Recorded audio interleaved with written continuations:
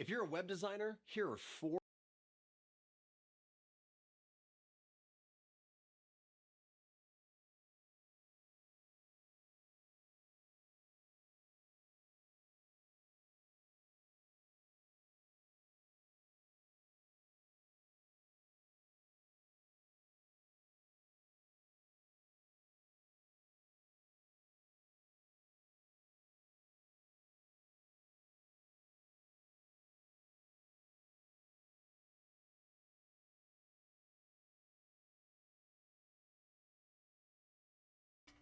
Hello, hello, hello.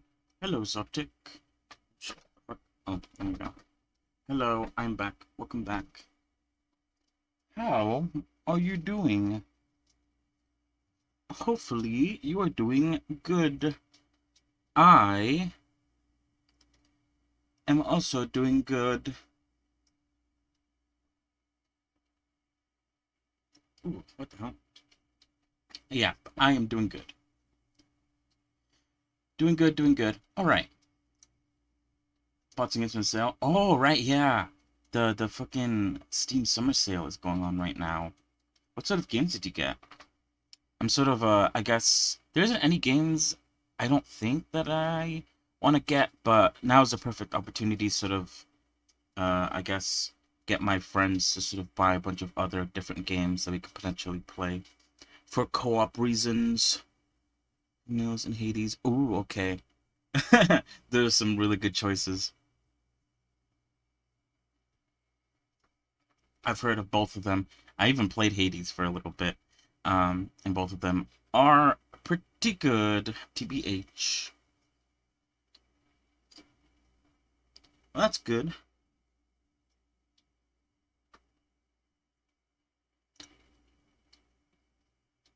Haven't tried Hades yet. Yeah, right.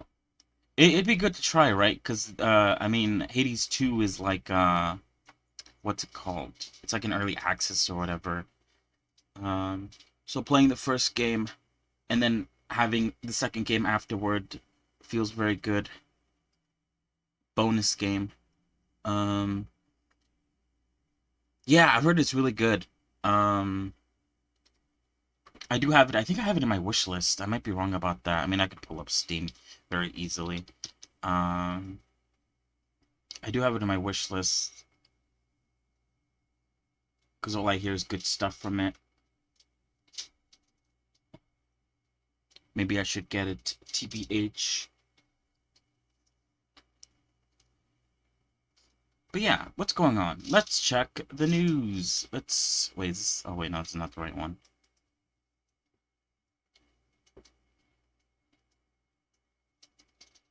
What is going on?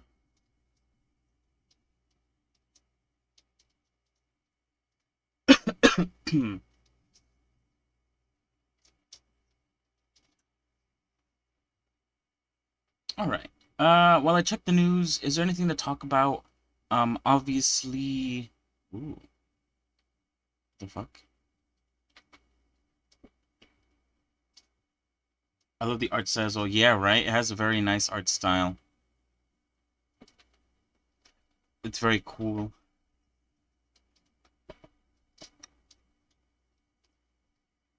Very cool indeed. I do enjoy it a lot. Sorry, I'm opening up Steam right now to check. I think I do have it like on fucking. I have it what's it called, in my wish list. I want to check how much it is, because I might get it and might even play it on stream. Because like, why not? Kind of moment, you know? Yes, I was gonna talk about that. So today, well, actually, yeah, tomorrow. Wait, what the fuck? Oh, for some reason I can't look at my wish list. For some reason, that's really weird. Tomorrow, I'm going to try out the what's it called again? I don't remember. God damn it. I think I literally just saw it too. The First Descendant, which is like a looter shooter. I don't really care too much about it, TBH. I'm not like super hyped about it. The only reason I'm going to try it out is because I literally just saw an ad about it. But yes, I will be trying out Zenless Zone Zero when it comes out in on the 4th, I believe, right?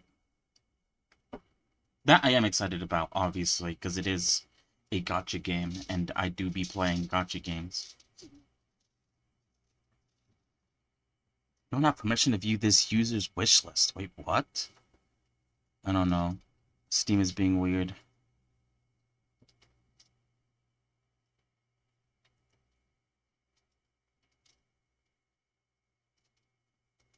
But yeah, I guess similar to Wuthering Waves, I have not seen any content about it. I've only seen, like, here and there some characters that seem really interesting that I would like to sort of get. But apart from that, I don't know anything about the gameplay, about the story, what's coming, any leaks, I guess. But we'll see, you know. I'm considering, I guess depending on like when it comes out on the 4th, I am considering maybe spending the entire stream playing it, just to like, give it a try.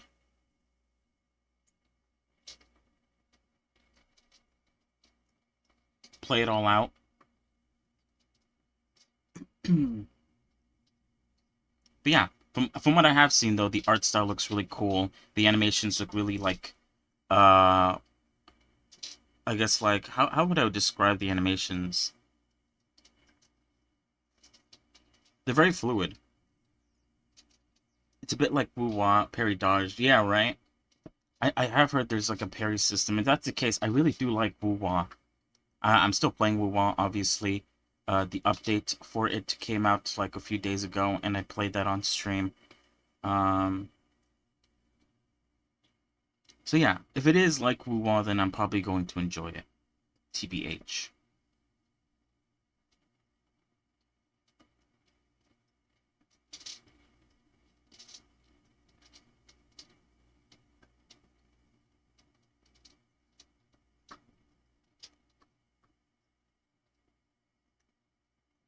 Alright, yeah. I don't think there's any news from what I can see here on my For You page to sort of talk about.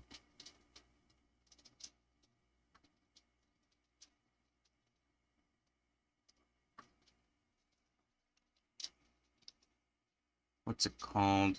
The Zenless Zone Zero. I'm gonna go look up like characters just to like get a sort of see if there's an image that includes all of them. Yeah, right. Ever since it came out, I've been playing it like nonstop. I get on every day. Um, I'm enjoying it so much that I'm actually trying to do like these sort of end game content, that sort of thing that resets every like few weeks or whatever. I did it last night.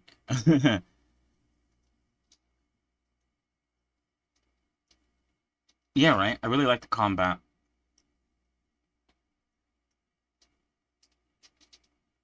It feels rewarding to be good at the game.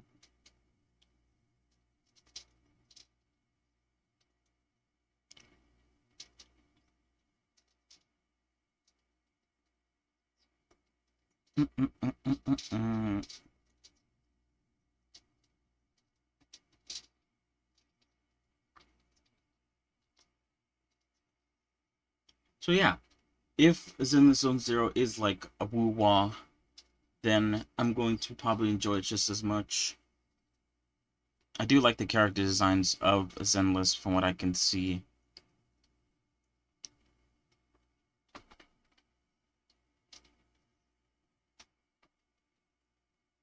So yeah, I look forward to that. I'll be playing it when it comes out in like 3 days or something, whatever. Alright, I'm trying to see my wish list. Finally it loads up.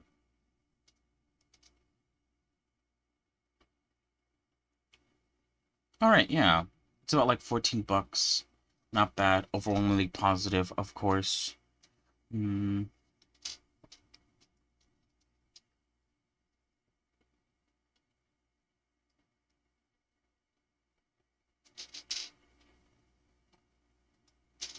Alright, wait, what am I doing?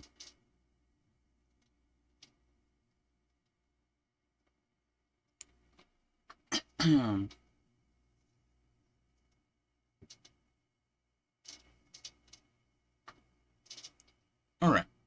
So yeah. Those are stuff to look forward to. Again, I guess just to repeat myself. Tomorrow, I'm probably not going to do it like all day. I'm probably just going to do it later in the day. I'll play the first Descendant. It's like a looter shooter. But it's made in like Unreal Engine 5, so I guess it's cooler. I'll give it a try, why not? It's free. So, you know, free games, why not?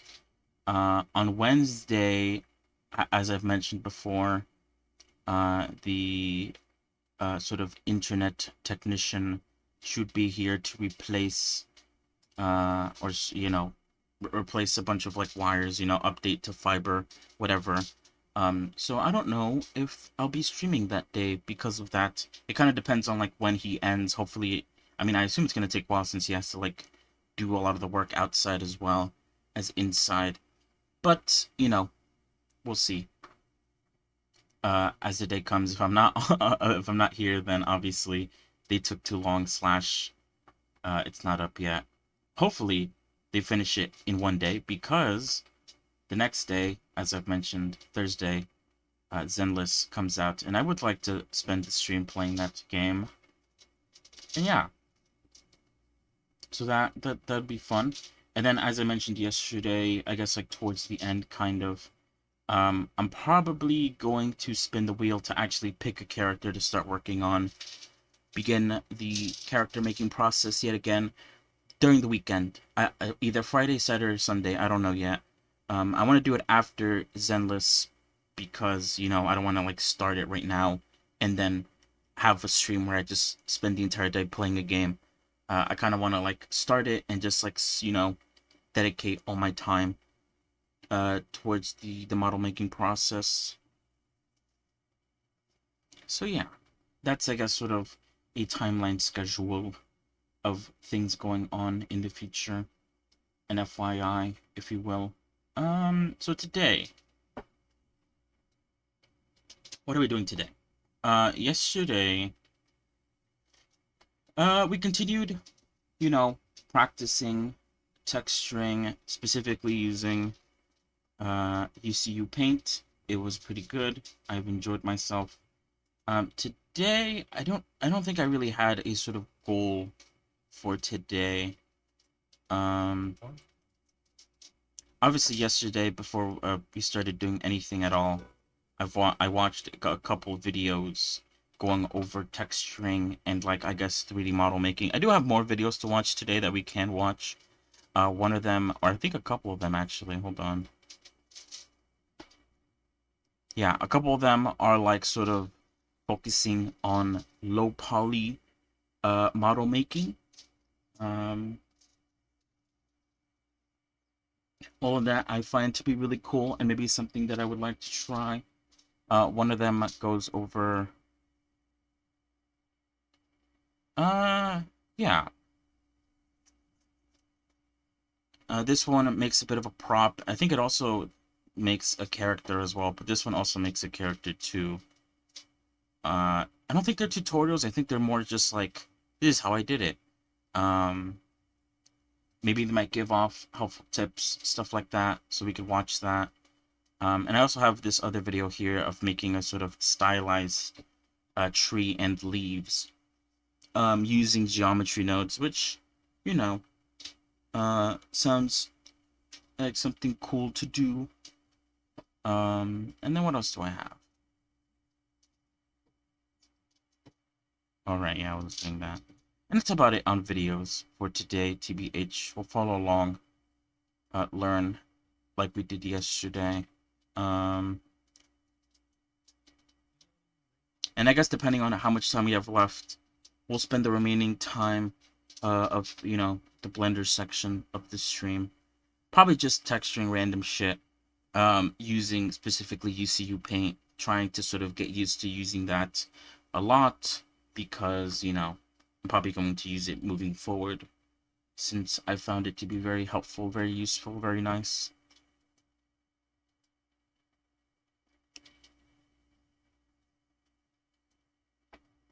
Alright, so let me pull up one of these videos then.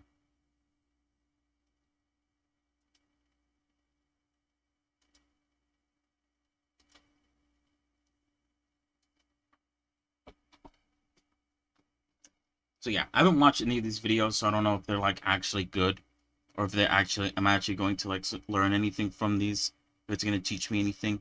But they seemed interesting enough that, you know, we'll watch it. And if I deem that, you know, I'm probably not going to get anything out of it, then, you know, I'll move on to something else.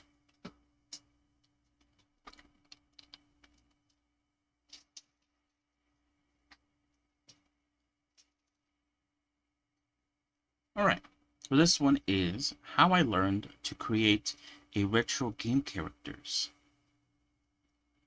by Cuban. I think I watched that one. Oh, nice.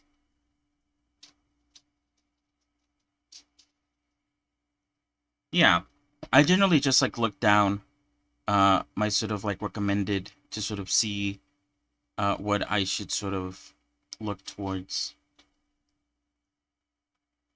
If I see anything that I find interesting, I save it to watch later. I'll watch this, and I think I'll also watch his other video here. How he made low poly Hachume Miku. See if I can learn anything from it. Anyway, let us begin. Lately, I've been going through a retro phase. So for today, I want to share how I went from this 2D illustration to this 3D character. But hey, I'm Kevin. It's like Kevin, but it's Kevin. Kevin tries. There's something magical about video game graphics from the pre-2000s.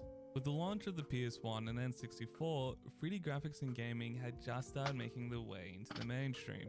Things were much more simpler back then. Games often heavily relied on visual trickery to create the illusion of real-time graphics. But it's all these limitations that led to this iconic style that defined the pre-2000s. Whether it was the unsettling grunge horror aesthetic that came from the low-res bit-crushed textures, or the more cutesy, comfy, lo-fi vibes that came from the simplification of its visuals, this era, despite being well past its expiry date, is having a huge comeback. There are tons of indie games that use this pre-2000s aesthetic to great effect. I myself have recently done my own set of experimentations trying to replicate this style. So let's discuss some key elements that define this aesthetic. And the most noticeable one of them all has got to be those blocky, low poly models. You see, a lot of constraints were tied to artists in order to maintain performance on these older consoles. A character's triangle count would typically land between 400 to 800 tries. Okay, okay. Textures would also similarly have restrictive limitations. With them, Does it say 120? 128 texture. It's insanely small. Holy fuck. I recommend a YouTuber named Benny. Oh shit, hold on. Pretty good Blender videos. Let me look him up. Benny.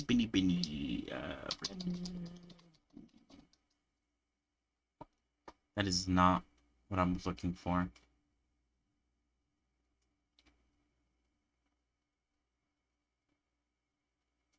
Benny Blender. Wait, this is not it, is it? Oh, I know it is. Wait, is it? Benny 3D. Oh, okay, that probably a lot.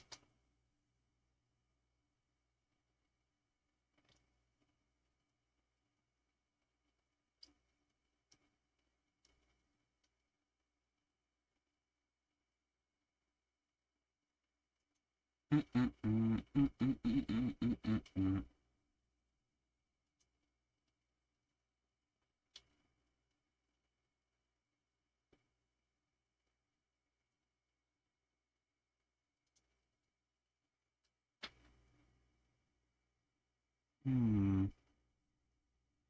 No, it's definitely not that.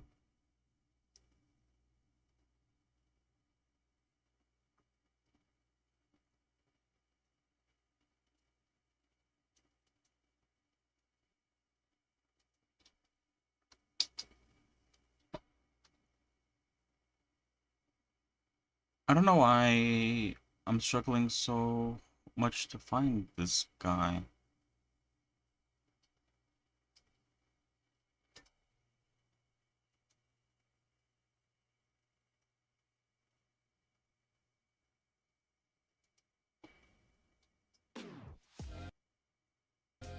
No, I got an ad. Oh, okay, I found him. For some reason, he didn't show up, like, on YouTube. Okay, yeah, good. Confirmation. I had to go through, like, a fucking art station to find his YouTube channel. That's really weird. Anyway, here you go. 11 videos. Redesigning the old bird mech from Lethal Company. Speed modeling Steamboat Willie. Can found footage. Wait, I think I've seen this video actually. Why can't I can't pre-watch it. Creating a more realistic player model for Lethal Company. A lot of Lethal Company videos. God, actually, speaking of Lethal Company, we've been playing it. We've picked it up recently. Me and my friend group have started replaying it recently.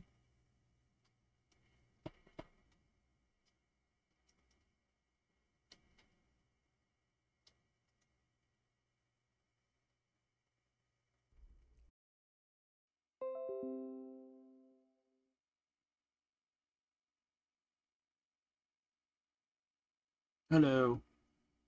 Wait, are we back? I think we're back. Yeah. The internet just dropped. Like I said, hopefully that should be gone by Wednesday. Fingers crossed. Anyway, what was I gonna say? I did notice, I guess, while playing Lethal Company, that how simple the models are.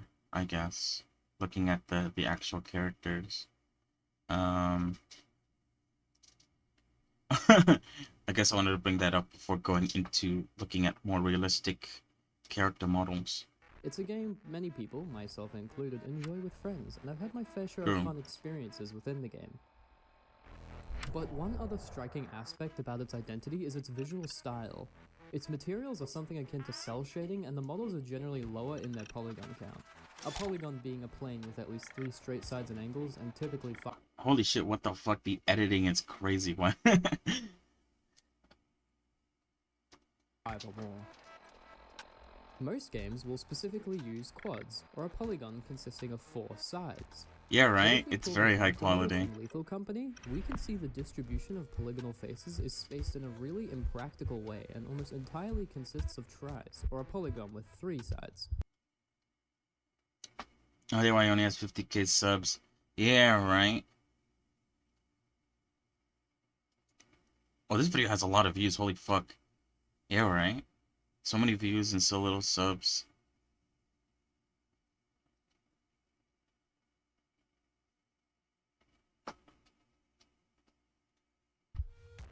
Technical standards aside, the look gives the game a stylistic charm, but I can't help but wonder what the game would feel like had its models had a more realistic touch. More specifically, the Isn't the reason why the model is all tricked up because that's how video games and video game engines make it?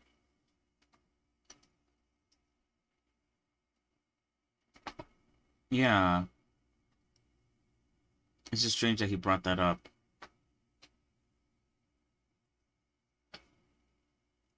main player character. And so, that's the goal I'm here to achieve. Let's get into it. Whenever creating a new 3D model, the initial No! I got an ad. Yeah, right. It's generally pretty easy, for the most part, to switch it back to quads in Blender. Sometimes Blender struggles to I guess, detect the quads, but downloads models from the game, they're already in tricks. Yeah. That makes sense. Fair enough. Is the collective reference. Anything about the smaller aspects or even the big picture silhouette, anything helps to try and get a more cohesive final outcome. So when looking at the player model for Lethal Company, my initial thought was that it must be a hazmat suit. But the issue is there is a hazmat suit in Lethal Company. It's yellow and not orange like the default one. So my next thought was that it must be something more cloth-like. Specifically, I was thinking of something like the Vault suit from Fallout New Vegas. That one's more like a big set of pajamas more than anything. And then I found out that Lethal Company also has a pajama suit. So it must be somewhere in between. At least that's my assumption. It's a spacesuit, isn't And it? that's when I came across these pictures of Japanese firefighters. Now the fact they're orange helps, but it looks like a relatively good fit for what we're going for. After all, the original model kinda leaves a lot up to interpretation, so we're allowed to get experimental with this one. And so, with a collection of references to guide my way, I could begin. The first step to begin with was creating a base mesh, in this case a humanoid one, on account of the fact that the player is humanoid. I do like this sort of, I guess, scuba-looking helmet. Wasn't there, I feel like I saw somewhere recently about a game that, it's like Lethal Company, but underwater, where you basically just are in the water, and I guess, as the game suggests, it's kind of like Lethal Company, but underwater. Anyway, whatever. I don't know what I'm saying.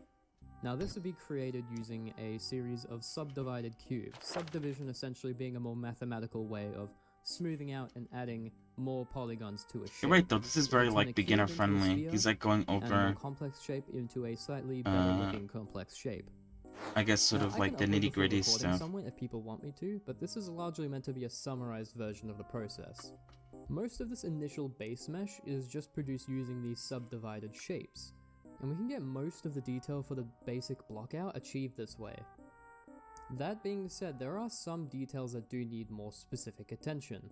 If you look at the front of the suit, you'll see there's zippers that just aren't attached to anything. There's no slit to denote a pocket, it's just floating there, on the front of the suit.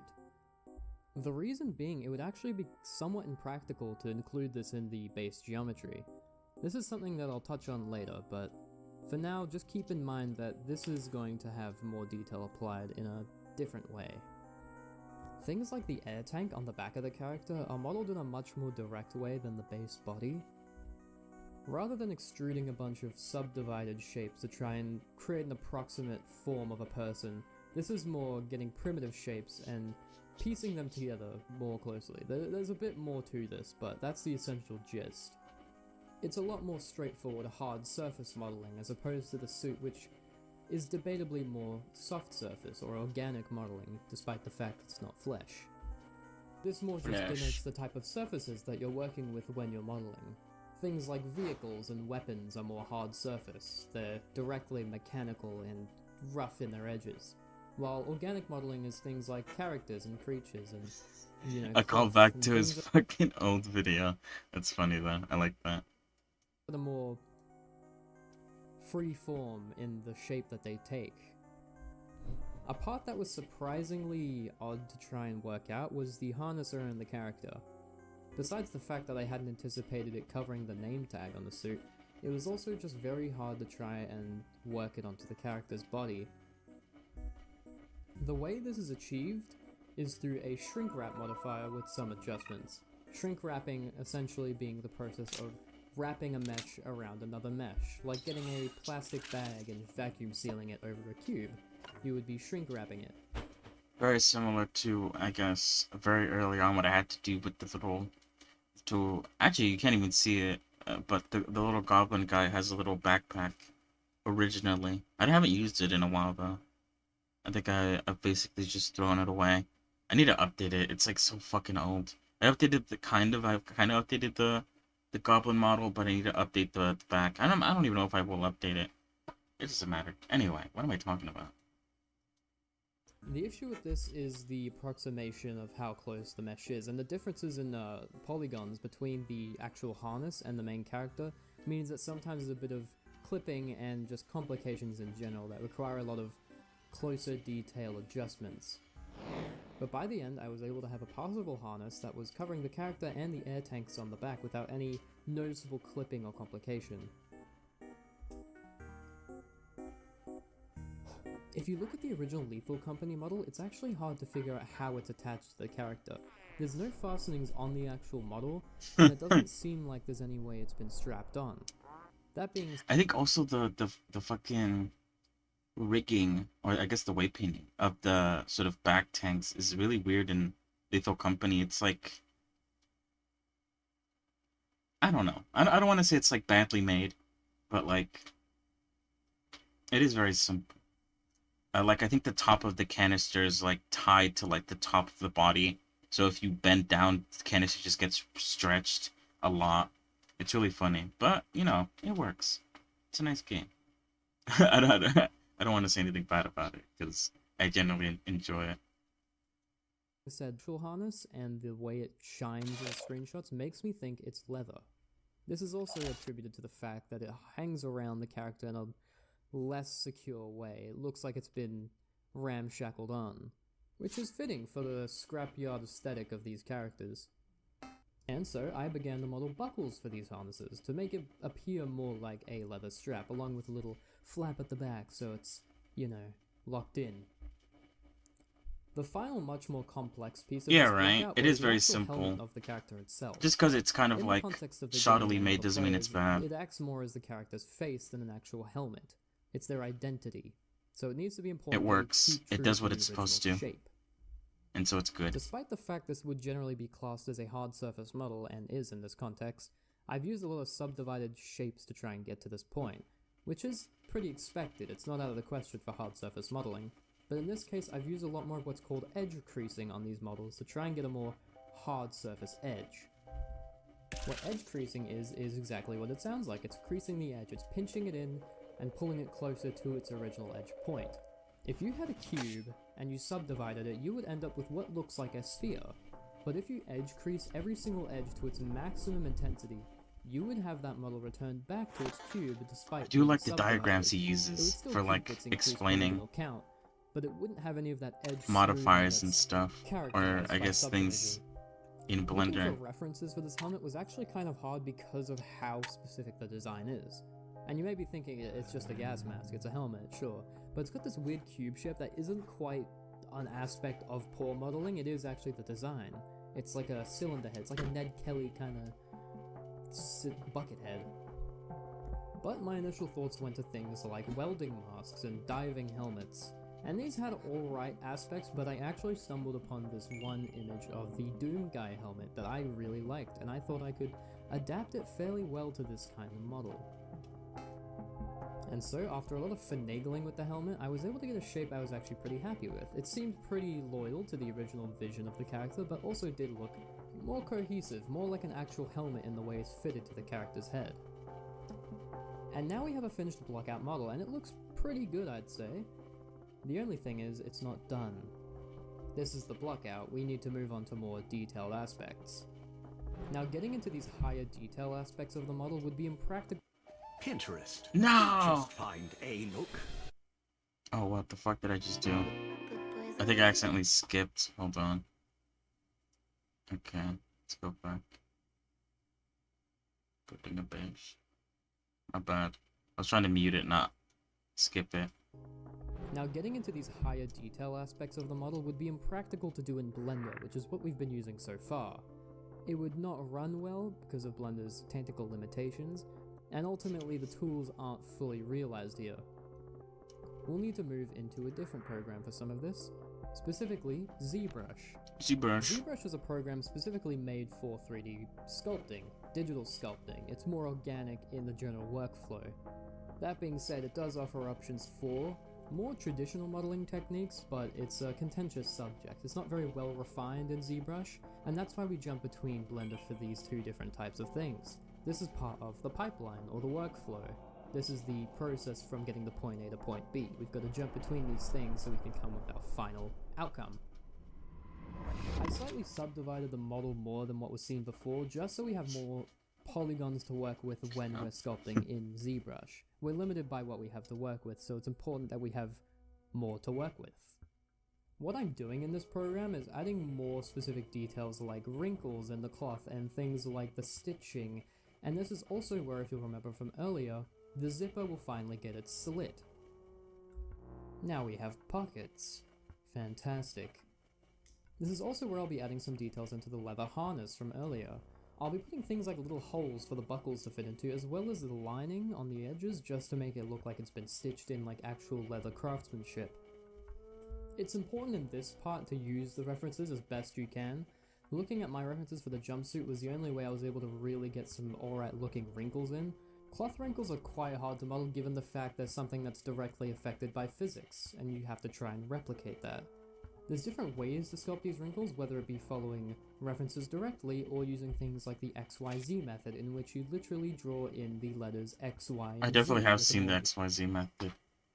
I'm terrible at drawing wrinkles. Then again, I don't really, I guess, go into this much detail.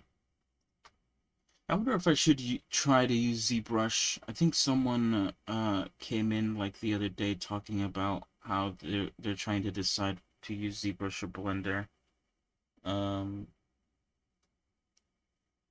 I mean, is it free? I think it is free, right? I might be wrong about that. But if it is free, then there's no harm in trying it. loose form, and it comes out kind of looking Never like mind. these. No, I'm I joking. used a mix of these, but for the most part I'm pretty happy with the outcome. I could try it. After doing all this, I had to go It's for back and sculpting, just yeah. I don't really some do more much detail much working. sculpting in I Blender. tried to finagle with the boots on the character, And I'm pretty but happy didn't quite with the work way sculpting that I wanted to. do. Eventually I just Do-do, went back haha. and decided I would do it in the texture, and I would just sculpt in some wrinkles on it, and that would do it for the moment. And now onto Ultimate Tedium, UV unwrapping. Yeah. UV mapping is the process of unwrapping a model's geometry onto a 2D surface. That's honestly the best The U example and of the V unwrapping denote the each square. axis on this 2D plane that the surface is now being projected onto. Take for example a cube. If you wanted to make a seam in one edge and cut it open and unwrap it into a net, you would have this shape. This would effectively be considered a UV unwrapping if you were to texture it. In the same way for our model, we would be marking out the seams of the model to denote where it would cut itself open and flatten itself onto our plane. When we do this back in Blender, we're left with our UV maps.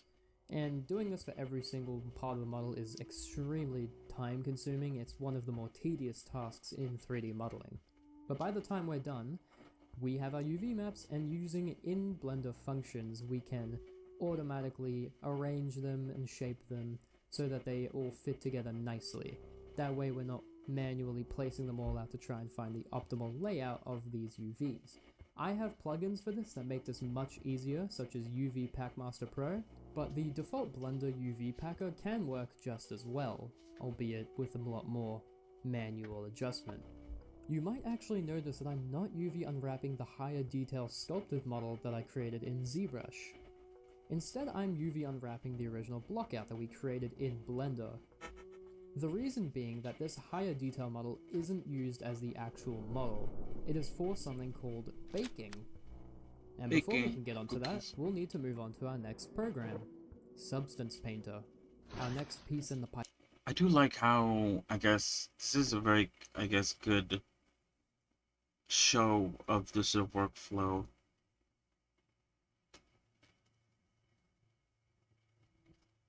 And like, Pipeline. As it might sound, this is a program dedicated to painting, specifically texture painting. While Blender does have features for texturing, they're just far more primitive compared to Substance Painter's suite, which is built entirely for texturing. It's a key industry program.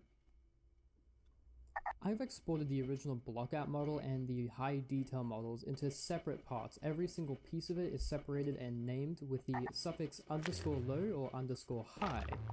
This obviously tells you which one is higher detail and which one is lower detail, and Substance Painter can detect this and use it when it's baking in the details. The way these details are projected from the higher detail model onto the lower detail model is through the use of special types of textures to achieve specific effects. Let's go through these. There is the initial diffuse or albedo texture. These terms used to have different meanings, but are more so interchangeable nowadays when referring to them in this context. This texture is the base colors. There's no other lighting or effects, it is just the solid color that goes onto the character. Next up is the roughness map. This is a black and white texture with the black portions meaning that it's more slippery or shiny, while the white parts of the texture have more of a matte finish. They're generally less shiny. There are also metallic textures, which essentially follow the same rules, except black means it's not metallic and white means it is. And the normal map, also known as a displacement or bump map depending on the context of where you're using it. Sometimes this can be different, but for the most part these all mean the same thing. This is what a normal map looks like. Each color in this texture denotes a different direction that it's supposed to be aiming. When it all comes together it looks quite striking. It's with this texture that programs and game engines can figure out how the light should affect it based on these rules. Strange as it may seem, this gives the illusion of detail. After all, the way anything is detailed is by the way the light bounces off of it. So on a lower detail model that has a higher detail texture bump map on it, we're none the wiser. There's some differences in the silhouette and some of the shapes, but overall it's a pretty loyal adaptation from the higher detail model to the lower one. A final and more Substance Painter specific one is the curvature maps. This is literally a texture that just denotes the curvature of the model. The wider parts are more harsh edges while the blacker parts are more smoothed out. It's this that we can use to use some little bit of finer detail tweaking later, but it's not really important here. After baking the high detail model onto the textures of the low detail model, we now have what is known as a texture set. Now notably this doesn't contain the roughness or the metallic, these are different aspects of the textures, but I needed to mention them here. The star player when we're adapting the higher detail model to the lower one is the normal maps. This is what gives it the higher detail, this is what we need. And now that we have it, we can begin working on the actual colors and the textures of it. Starting off, we just give the jumpsuit a basic orange color. This is what is the color of the suit. But it looks bland. So what I do is I put a different texture on top of it and put a mask. That way only specific portions of it appear through the model and I can change the height and roughness of it to give it the illusion of the depth of fabric. Next up I just wanted to get the patches out of the way. Now in the actual game, the characters have 3 different patches. They have one that shows what I can only assume is the logo of the lethal company in question, a name tag denoting whether they are VIP or not, which may or may not be present depending on who is the VIP, and a ranking patch which shows what rank the person is. In this case I wanted to go with the intern since it's the starting level and the most well known. Now since I based this patch on the Japanese firefighters, the spacing isn't that great and that's honestly just on me, but I think I can make it work. I'll have to rearrange the actual placement of these patches, but for a visual design it's not the worst. To look at my references and basically remake these patches, I went through the references I had of the actual in-game screenshots of the character and tried to remake them in Paint.net. Paint.net's a free program and it's probably not as good as Photoshop, I would have to assume, but I'm quicker in this one, so that's just on me. Eventually I got what I think looked pretty good and I imported it back into Substance Painter so I could imprint it onto the model's texture. Substance Painter gives you access to specific brushes that have different types of effects. There's a normal standard circular brush, but it also gives you options for different types of brushes like dirt or paint or in this case stitching. And so using one of the stitching brushes that comes with Substance Painter, I was able to paint a little edge around the patches to give it more of a patched on feel. A lot of it was similar finagling, with putting black cloth on the gloves and putting more rubberized materials on things like the boots. On top of the brushes and materials and textures they give you, Substance Painter I got bit. That's the fucking Freddy Fazbear I just got bit in the head sound. also has tools. These are like brushes but have more specific use cases. There's things like screws and oil leaks and fur, but in this case I'm looking for the zipper.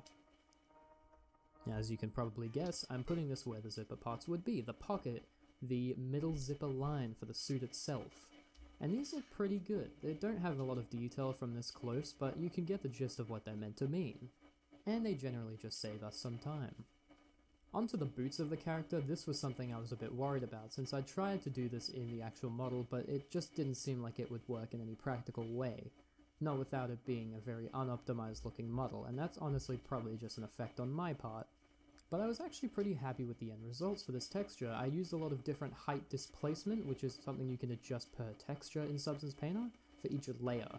And I was using all these layers so I can make what looks like the flaps of the boots, along with the laces and the buttons and everything that comes with it. This is honestly not the most practical way to go about this, but it does make it more optimized in the fact that there's less does look geometry good, to work though. with in this And circumstance. just like texture Going sense. onto the helmet for this model was actually quite fun. Looking at my references, there are a lot of little details I could put in to make it really pop. You might also notice there's a lot of details that don't have specific use or seem a little unnecessary, like all these little ridges. Now obviously these could be things like welding points in places where the actual segments of this manufactured helmet would be connected, but the point is these are little details that don't have any immediate meaning. According to Collins' dictionary, greebling is a type of cosmetic detailing added to the surface of an object to make it appear more complex or technologically advanced. It's something that originated on things like film sets and toys. You see it a lot in Star Wars as well, with all the True. ships. It's essentially the I think there's person an add-on adding for this little, too. I've definitely seen it a miscellaneous lot. details to make it seem more advanced. In the same way here, we're adding a lot of little compartments and spaces, and it doesn't really have any specific use, but you can infer it. You can see it doesn't look wrong, it just looks sci-fi. But outside of that, that was essentially most of the details outside of weathering and other surface effects for the helmet. When I went on to texture the harness, I was able to use a lot of Substance Painter's pre-packed leather textures, specifically for things like the height and surface imperfections.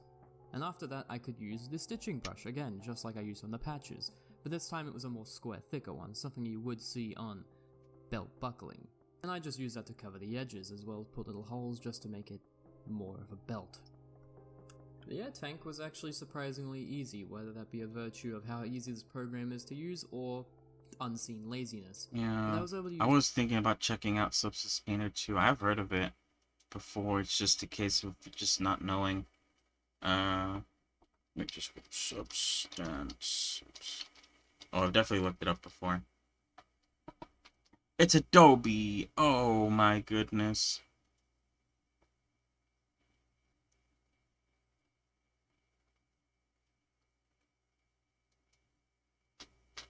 some of the pre-packed smart materials that are in Substance Painter. These are materials that use the previously baked texture sets to generate the surface of the smart material. It's a lot less customizable than, say, trying to build your own material setup using the other options, but for a quick and easy out, it's a pretty good choice. And I just use one of the metal smart materials to cover it up, and then use some other layers to put color in and just make it fit closer to the original reference model. And so, we're able to export it out of Substance Painter and import it back through Blender in the material nodes. Nodes are the main way that Blender and a lot of other programs handle materials, and it's just a basic inputting of specific nodes into the main principled shader node, which is the default shader setup that Blender has, which is compatible with what we have set up now. It's a physically based rendering setup. This essentially is what is using our other previously mentioned textures like our base, our roughness, metallic, normal maps. These things all come together to create a physically based rendering. The lighting is more realistic and it overall just looks good. This is the standard for games in the modern era. This isn't counting more stylized or cartoonish products, which will generally use a NPR rendering setup or a non-physically based rendering setup, which is another whole subsect of this kind of idea. After setting up some lighting and getting a good look at the model, I wanted to go back into Substance Painter and just give it a little bit more weathering, just so it can have a bit more worn detail to it. It looks too pristine in the way I'd left it, so I wanted to give it some damage. I think it came out looking quite nice, and now I've got to the final step. We've got our model, and we can see what it would look like, but it doesn't move. It's not posed, it's in a T-pose. And we could leave it that way, but it's just not really ideal. I want it to look, I want it to move. And so begins the process of rigging. I didn't need to go with a crazy complex rig. I decided to use the default humanoid rig heavily adjusted from the Blender Rigify add-on. This is one of the default add-ons that comes in Blender that you can enable, and it'll just give you a lot more rigging options and some preset rig skeletons that you can use. The skeleton being what the characters can use once they're assigned to them, so that they can move using the joints on that skeleton. And that means we have to assign each section of the model to each bone. This is done using vertex groups, which are essentially weighted areas on the model, with a red being a higher intensity weight and blue being the least. And using this, we can just paint on different areas in a term called weight painting to mark where on the rig it would be moving per bone. And depending on who you ask, this is a bit tedious of a process, but by the end we have a basic rig and we can pose our character. And here they are, the Lethal Company crewmate. Alright, 9.5 hours. I don't even know how long this would have taken me to make. I think I spent a lot of my time just like thinking, and 21,000 vertexes. How much was the original one again? It was like something super fucking small. Is that like 8,000 triangles? That's what it says? I don't know. 9.5 hours. Over the course of 3 days, obviously. Alright, you could use it for 42k trigs. You could use this model in VR chat. I actually had a lot of fun with this format, so if anyone else has anything else they want me to do in this format, go ahead and give it a shout, because this is pretty fun. I'll be honest.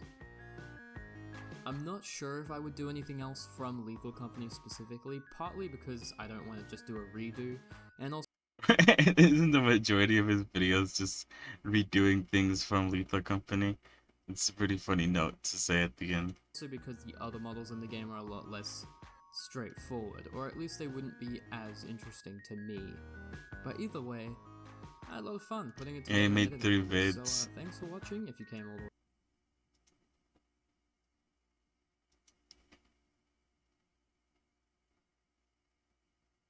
Or I guess his newer one too is also 4 vids. And then he made the found footage, which actually seems like a pretty good idea to use. If you make the character, the Bracken and the coil head, why not, and the jester, might as well use them for a video, right? A little found footage. Not a bad shout. Oh, fuck.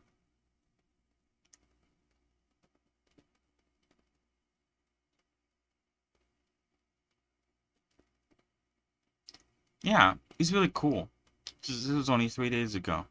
I mean, it is quite a bit difference from 4 months. But he does seem very cool. I must subscribe. I make educational content for 3D modeling. Fair enough.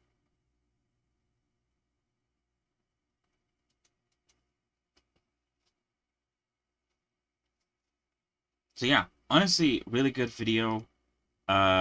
Editing. I really enjoyed the editing of it. It was really nice.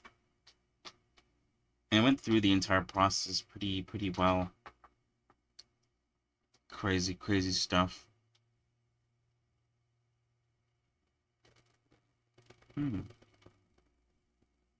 Alright. Where were we? I don't even know where we were. Alright, we're watching this video on creating retro characters.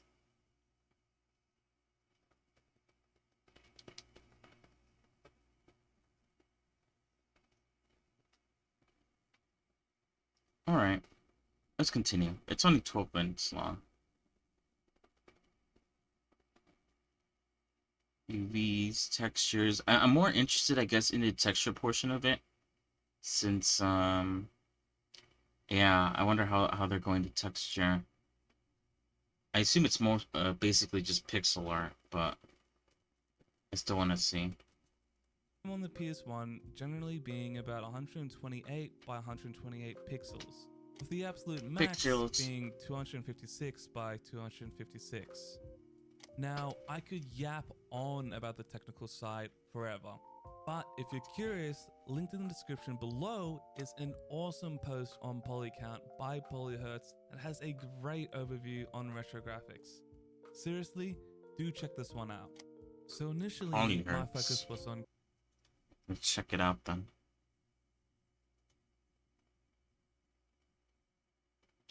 Welcome to the Retro 3D FAQ and a thread dedicated to sharing information about the creation of 3D art for game consoles made before the age of programmable pixel shaders. Enjoyed the look of 3D games in the 90s and early 2000s and would like to learn how to make such art yourself. This is the thread for you. Useful software add-ons: Crocodile, Pixelbur, Pixatool, tutorials, 3D art communities.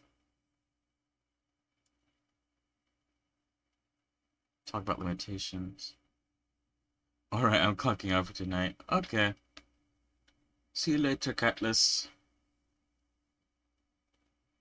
Thank you for stopping by. These are like limitations, I guess, just so that you could see how many pixels.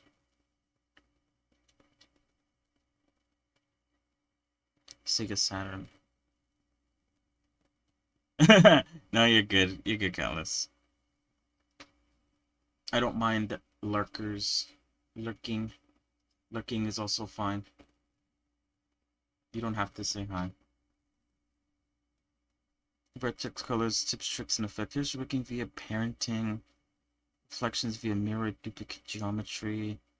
Frame buffers, texture colors using only vertex colors. Self shading, outline, rim lighting, avoid pixel grid, aliasing.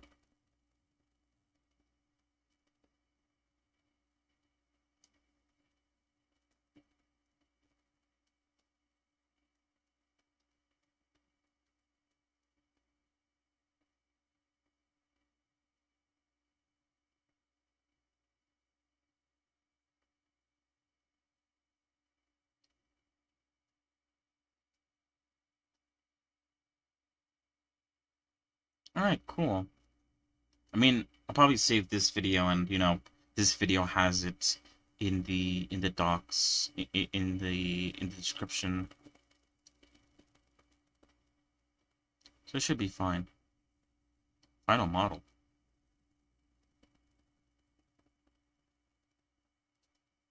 creating PS1 inspired visuals. However, today I wanted to aim a little higher in fidelity, something more akin to what you'd see in a handheld console like the PSP or DS.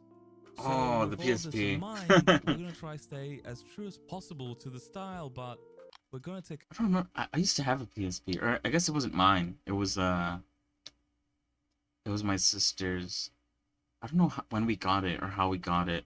All I remember is that we had, for some reason, we had a movie on it. What was the movie called again? Let me try to see if I can remember what it was. Mind of Us Better. Yeah, I think ours broke for like a similar reason. These sort of like something with the battery or the charging port. Something fell off and it couldn't like charge afterwards.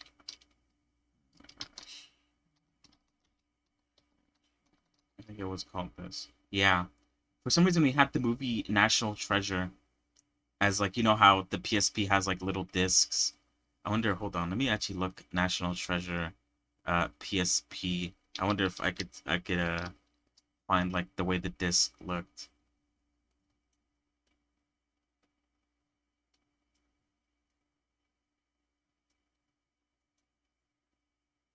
I think it had his face on it. Nicolas Cage, maybe not.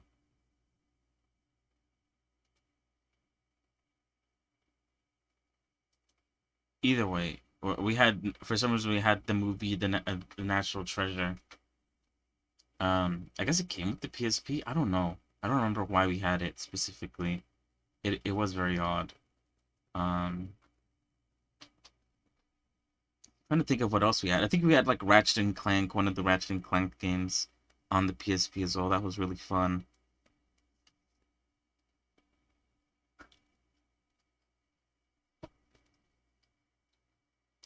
We might have had the second one and not the first one. I don't remember. Good times though. The discs are really funny looking. They're really bizarre.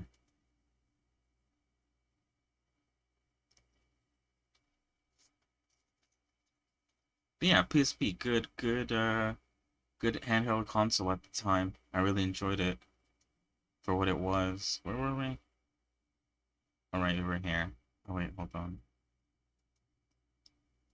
A few liberties. This isn't a one-to-one recipe. This is inspired. Inspired. So I'm going to import a base mesh I previously made to use as a starting point. It's nothing real complex, but with that being said, I will be posting the final model and base mesh up on Sketchfab in case you'd like to study the models in further detail. Sketchfab. The main key thing I want to note here with the base mesh is that I've tried to keep my UVs somewhat straight, as with the smaller texture size, things can look a bit off otherwise. We'll expand upon that more later. Now, with Big Ugly imported and the concept in place, we're finally ready to get started. So we begin by just lining up the geometry to match the concept. The main thing I'm focusing on is just nailing the silhouette of the character. If I don't think an element is particularly important to the character's silhouette, then I just ignore modeling it, and will instead opt to draw it on during the texture stage. I've also applied some quick materials just so I can have a general idea of how the shapes are playing overall. Some of you may have noticed I've got some triangles placed on the model, and that's because for low poly models, triangles are your friends. If you notice edges flipping out like this, slice in a triangle and that will control the orientation of that face. And another thing you might also notice is that I've got some triangles around the knee and elbow. The purpose of these triangles is to have better deformation for when the joints bend. With all of that in mind, we just carry on with the block out.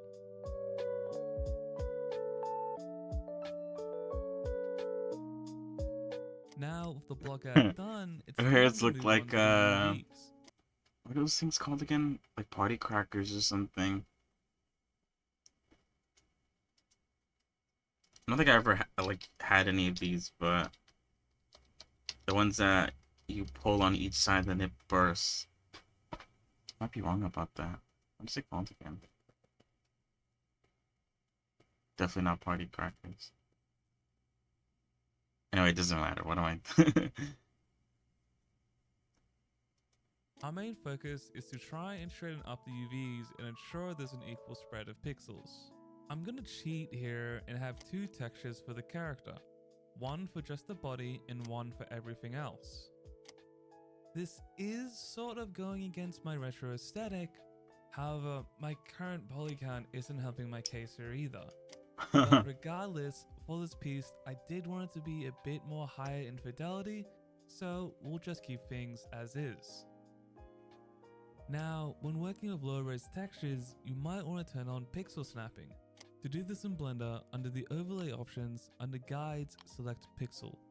And then enable snapping, and under its settings, select increment and tick absolute grid. This will effectively give you pixel snapping, but I have noticed it being slightly off at times when selecting clusters. Oh, To nice. remedy this, you can use selected to pixels, which can be found under the UVs menu within Snap. I've got this bound to my mouse as this will be something I'll be using throughout the UV process. You also want to make sure the texture you are viewing is the correct resolution you're aiming to match. I'll often use a color grid when I'm working on the UVs as it'll allow me to visually see any UV warping or improper pixel density. I'm essentially using the default Blender color grid, but I've just removed the numbers as they were a bit too distracting. When working in this style, I tend to make sure all my UVs are straightened. This does mean my UVs are more prone to texture warping, so I do need to be more mindful of my topology here. This is why during this stage, I'll often be readjusting some of my topology to ensure that the texture warping is as minimal as possible. While this can be a pain to deal with, I much prefer texture painting when my UVs are straight like this. When I'm working on low res textures, it can be difficult to paint some areas due to the lack of pixels. But this technique allows me to have more control over how my pixels orientate. It also creates a pixel perfect output, which simplifies the texturing process. Now, the size of your UVs are also extremely important. Throughout this process, I am checking the seams of my UVs and ensuring each UV island has an equal pixel density. If they aren't equal, then this means you'll start to see some nasty seams, which isn't the worst thing, as you can use these seams to showcase any separations of the model. But for me, I feel like challenging myself by having an equal pixel density across the entire model except for the face. The face is the only exception, as I wanted to have double the resolution, which will allow me to have much more detail. And since we won't be seeing the back of the face as much, I've done the opposite and I've scaled it to be significantly smaller. But with the UVs done, it's finally time to start getting creative and work on painting the textures. You see, when it comes to the style, a ton of its flavor. Also, I don't know what happened to my PSP. I guess not mine again. I don't know what happened to it. I don't know if we lost it. I think we kind of, or actually, I think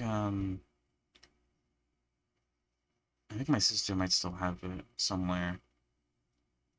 I don't know why we haven't like attempted to try to fix it, because I'm pretty sure we knew like exactly what part fell off.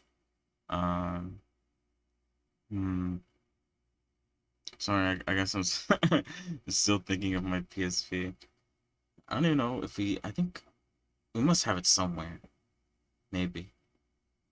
I think we enjoyed it too much to like have it thrown away or something. You know how like, not anymore, because I think you could like trade your phone in now, but a lot of like my old phones, I still kind of have,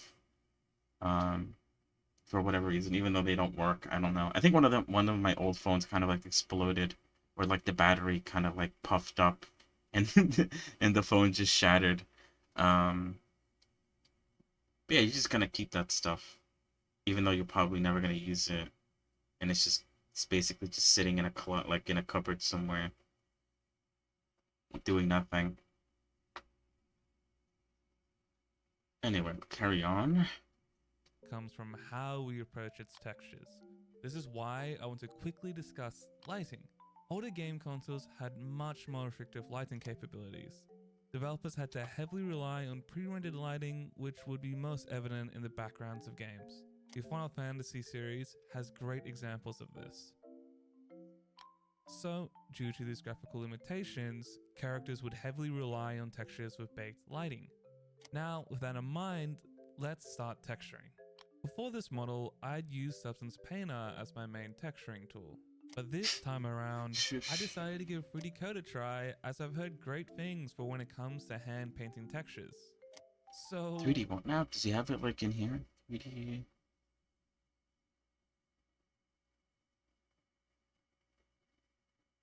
Oh, maybe he didn't mention it.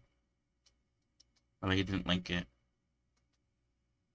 with that being said, we still boot up Substance Painter for our first step, What? which is making Oh. our maps. I'm aware you can do some of this in 3D Code, but I'm using Substance just because I have a nifty little smart material that I've built, which will give me everything I need, so I'll quickly do my bakes, tweak my material, and then export these textures for me to use in 3D Code. And now with 3D Code booted, it's time to finally start painting. Out of every stage, this has got to be the most freeing point of this entire process. If you've done everything correctly, then all you have to do is just paint. Throughout this process, I'll be constantly flipping between 3D Code and Photoshop, and this is because they just work perfectly in tandem with each other, making it really easy for me to swap between a 2D and a 3D painting workflow. So I first start off by painting in grayscale only, where my main focus is just capturing the correct color values. It's during this stage that I also recapture those missing details that I chose not to initially model.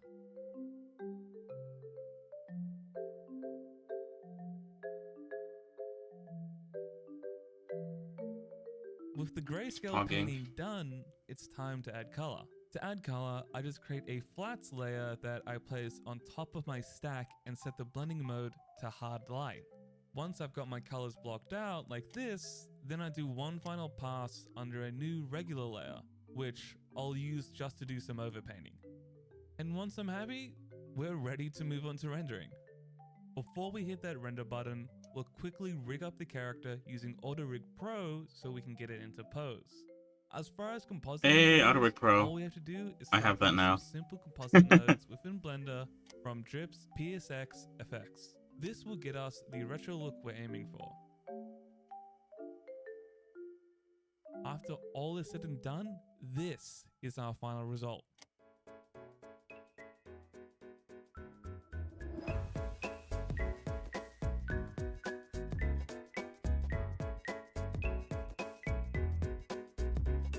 Looks really good. That's how I approach a more retro-inspired 3D character. Just a reminder that I will be uploading the final model and base mesh on Sketchfab. And if you'd like to support the channel, you can also purchase the base mesh. Now that I'm in the post-project stage, I can definitely identify some areas that I would have chosen to do differently now. I do think that going with the 2 texture maps was a bit overboard. I wish I had stored it all within the one texture or as 2 128 size texture maps. I originally went for the 2 larger maps as I wanted more resolution for the face, but I quickly realized towards the end that it was a bit overkill. I'm also a bit unsure about having the full set of fingers, as I think adopting the hand-midden approach would have been more effective here.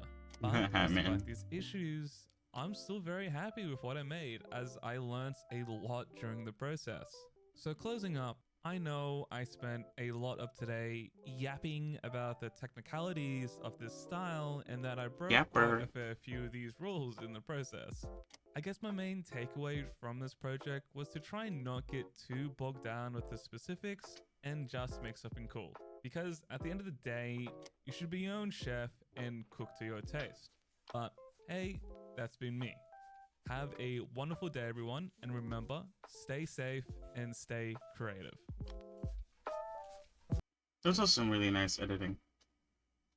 But yeah, pretty good. I don't think I'm gonna watch the low poly Hachume Miku. I could download the file. Oh, fuck. Go get the final model on Sketchfab. Or I guess you could see here. Oh, he even modeled a fucking Pokeflute. I think that's what it's called. I didn't really play much Pokemon. But I know, I guess, enough. Very nice. Oops. You can see the pixels. I guess that's what you want, right? You want, like, very visible pixels. I like that. I should do that. I don't know why I don't do that.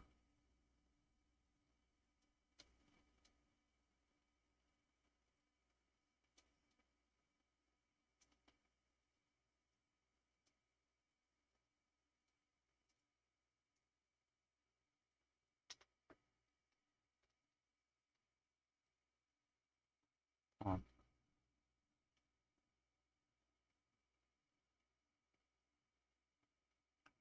Thank you. Love the video. This comment has been deleted. So cool. Wow.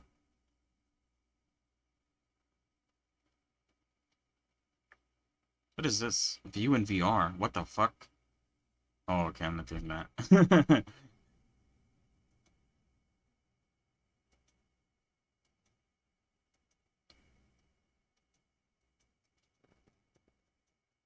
Oh wow, you could turn on backface culling. Wow.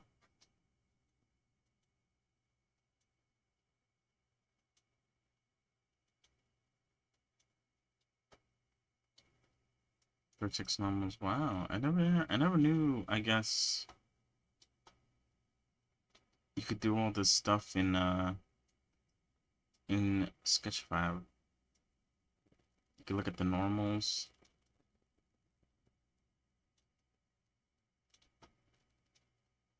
Very nice. Alright. So yeah, I'll save this video. It's a good video. Did I don't think I saved the other guy's video with the what's it called? Either company. Although I did subscribe to him, so if I ever need to like reach him, read the stuff that he's working on, I could just go through YouTube itself pretty reliably. Alright, I did kind of skip through this one. I didn't actually like listen to it. But I guess I was specifically more invested into the whole texturing stuff. I don't think he actually does the texturing though. In the video, he kind of just like he pulls the texture map from like somewhere, and then sort of just edits the UVs so that the you know, the textures are in the right place.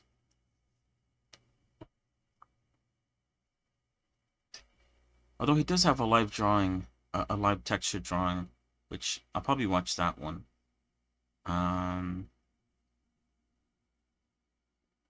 Yeah, and then he goes over low poly character modeling, pixel texture tutorial, which is a minute and a minute. What the fuck? An hour long. Is there anything else I wanted to watch? Oh, I wanted to watch this because this is where is it? I think it's. Do I have it here? Oh yeah, I do. It's by this guy. This guy was the guy who made this post. And you know, since he has a sort of like, I guess, video tutorial on how he sort of made this, it wouldn't be bad to sort of follow.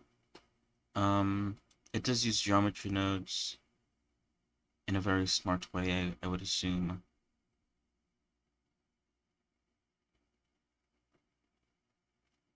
What else do I have? I think that's about it.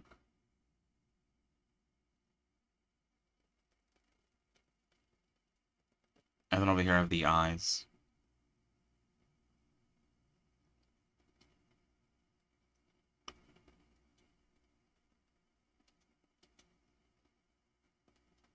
Alright, let's watch the live modeling. Or let me see, let me make sure that this is actually him texturing.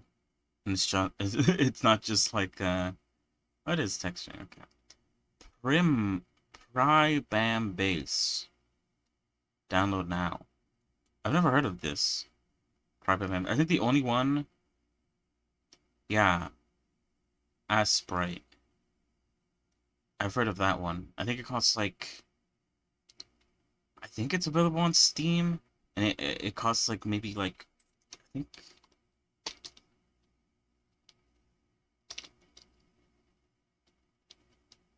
Hold on. Yeah, $13 on Steam. I was gonna say 15, but I wanted to be sure that I was saying the correct price.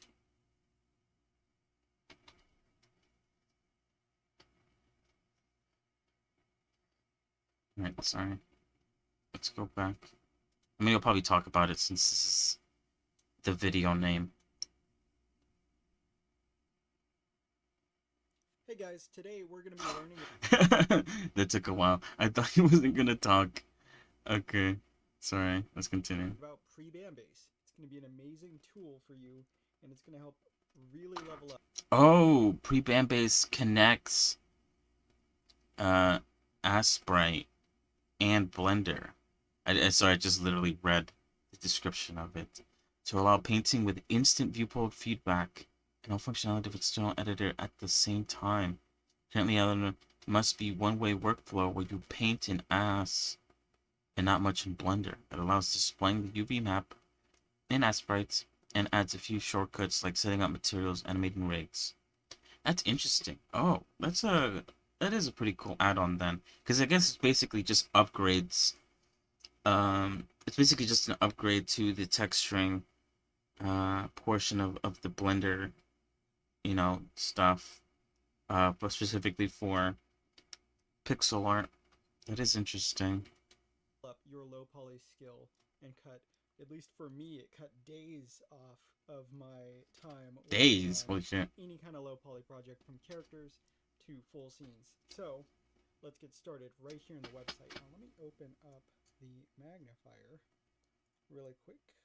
Days, what? And I'm going to show you guys the, and of course I'll have this in the description, but I'm going to show you guys the URL right there. It's at Lampy Sprites itch.io. And it's called Pre-Bam Base, just like that. So from here, and I actually strongly recommend that you, when you click download, you actually donate something. You know, $1 or $2 goes a long way. Lampy does amazing work here.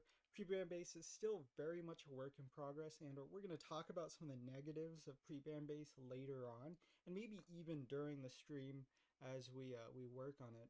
Stream? And install it and get it set up. But for the most part, this is going to be a tutorial and a review of Pre-Bam Base, how to use it, and what to look out for when you're using it. So, let's get started. The first thing you're going to want to do is download it, and of course, pick your payment option. I'm going to click no for me personally, because I've already taken care of all of that. But for you, please, once again, 100% strongly recommend donating. You're going to download the one that matches your version of Windows. You probably won't need 32-bit, but yeah, get either Windows. Here he has a OS X and 2 different Linux versions, the i686 and the standard. So I downloaded Windows because obviously that's what I'm running. And once you do and you install it, you're going to want to open up Blender and get ready to set it up. Or once you download it, you're going to need to go to Blender and get it set up.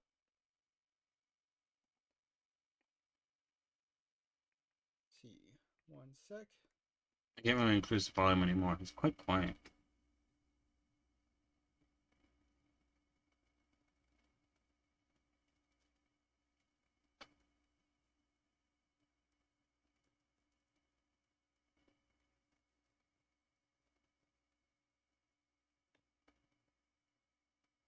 So from here, what you're going to do once you have Blender open is, and you don't need to open it for every scene or install it for every scene. You can just install it once if you're not familiar with Blender all the way.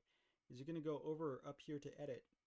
You're going to go down to Preferences, and it's going to bring up this this little window. So it's an add-on. Add-ons. Go down to Add-ons. I guess I guess that makes sense. So we're in a completely different setup right now because this is our work folder. So I'm going to go out to the folder that I have it installed in.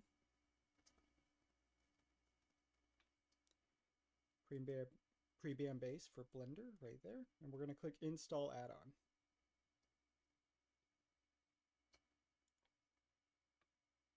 And then we want to enable. Oop, there we go. Now the next thing we want to do is we want to install it with Aseprite, but we need to open up Aseprite first. So let's get that set up.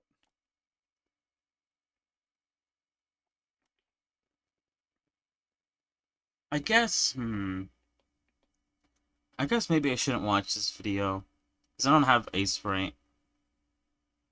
I have considered getting it. I mean, obviously, back in the day when I was, I guess, attempting to make a game and I wanted to use pixel art, I have sort of thought of using it, or thought of getting it back then, and I guess it's coming back. But then again, I don't really do sort of pixel-esque style characters all that much. I'm perfectly fine with using Blender at the moment. The texture, even though, you know, it may not be perfect. It's worked out for me, at least so far.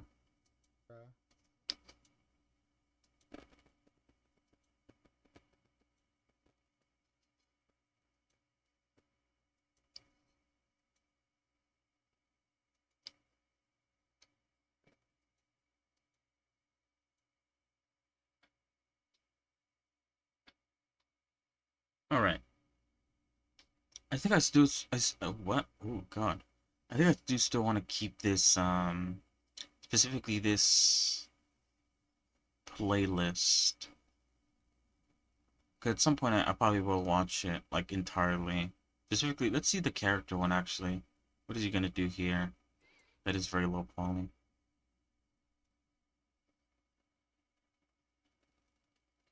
Okay, the first episode is blocking out.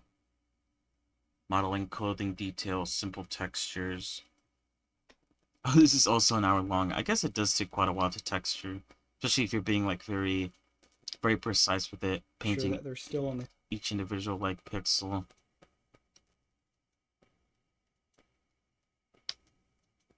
And of course, you know, art takes time. Or whatever. I do want to see this one though real quick. Pixel texture tutorial. Which is also like an hour long. It is a tutorial, so I assume he has like the yeah. He has the Game Boy. You could grab it. You could grab my palette library.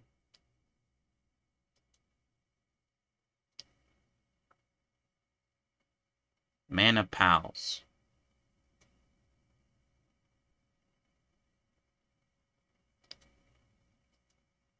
I thought I could open it. I can't. I'm not gonna worry about that.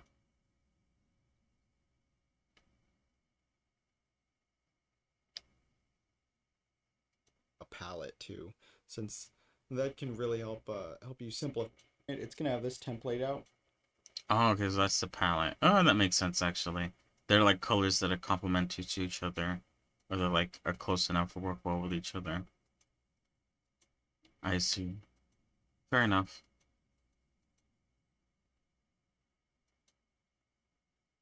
All right. Give me one Yes, but moment. if you Oh got shit. My bad. Give me one moment. I am going to use the bathroom, and I'll be right back. BRB.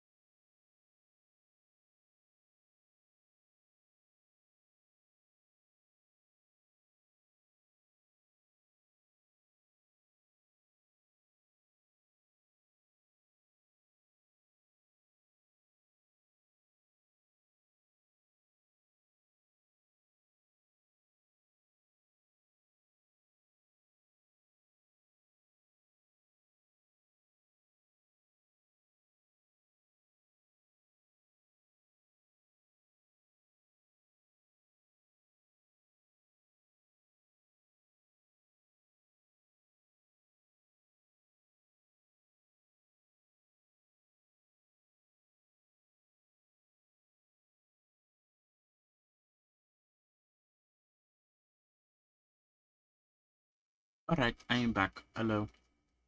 Alright. So I think, for the most part, uh, there's nothing else I want to watch. Sure, I could watch this video with the geometry note stuff and try to maybe follow along a bit.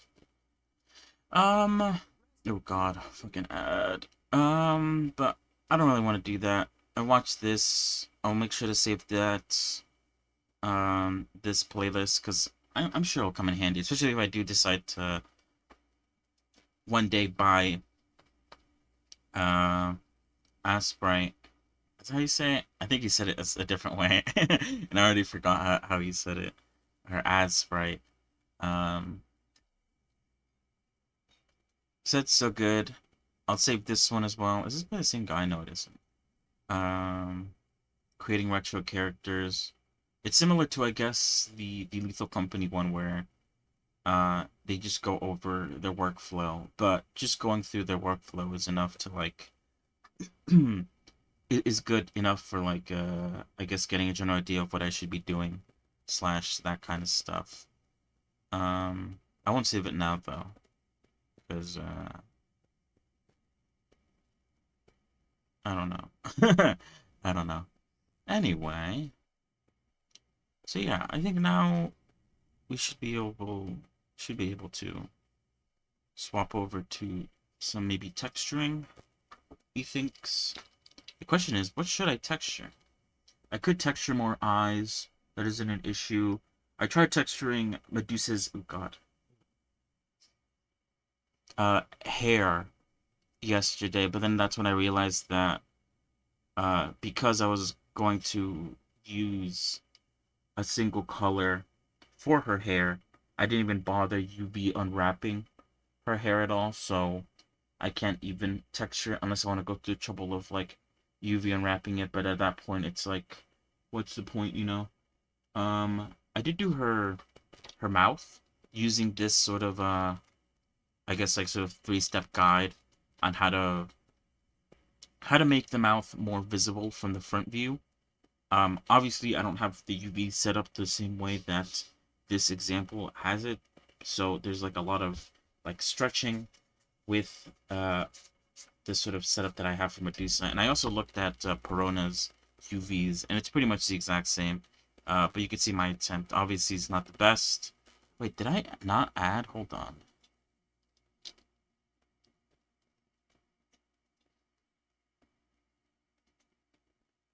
Third.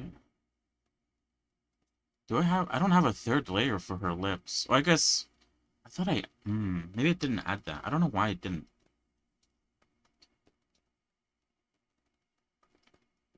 Or maybe at that point I gave up and I was like, yeah, I kind of need to like fix the UVs to sort of make it look nicer. But I got the general gist of it, which is why her lips sort of look very, I don't even know what this we even call this, like very busted up. The UVs are very stretched in this area, as you can see the UVs here.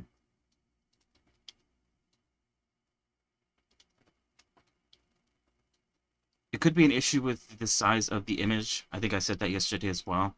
But also, comparatively, the lips up here are like made to sort of be straightened out with very minimal bending, and mine aren't because, you know, I didn't account for it at all. I guess I could. This is like a different face, so I could like go in here. Oh, whoops. Go into the UV editor and specifically like, I don't know, select like these points here. What's wrong one?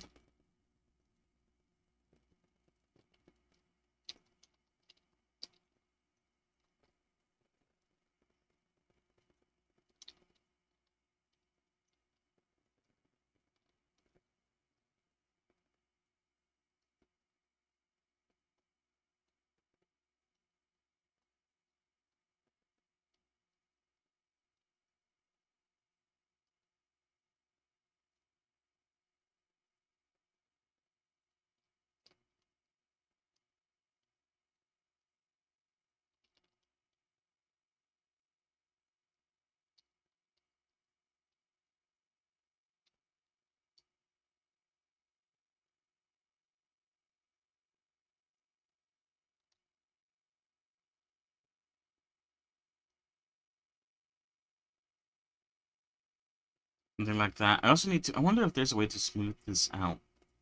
I think there is, right? Hold on.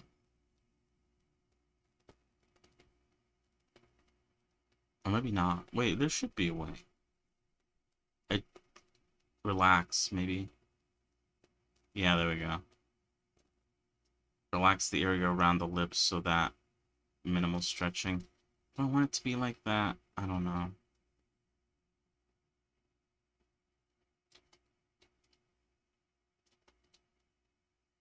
I'll redo the sort of lip uh thing that I was doing now that I adjusted the lips a bit.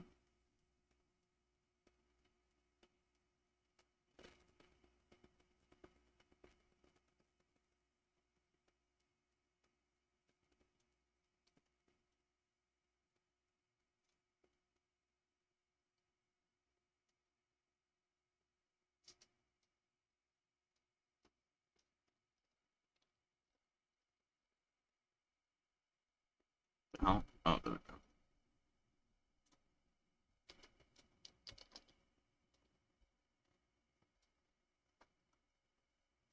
Alright, let's go back in and try to redo the some of the texturing stuff.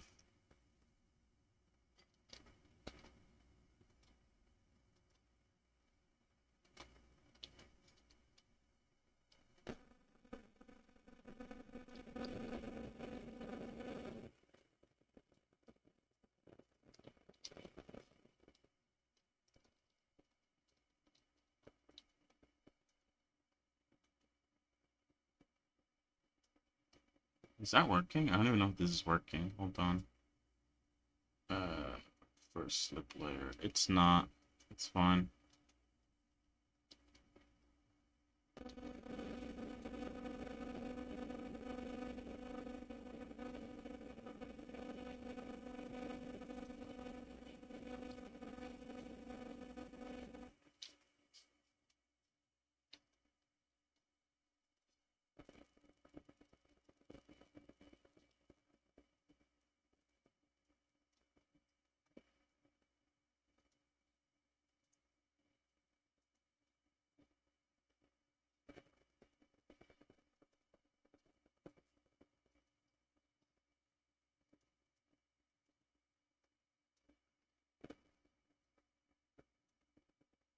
Why is it such a weird color though?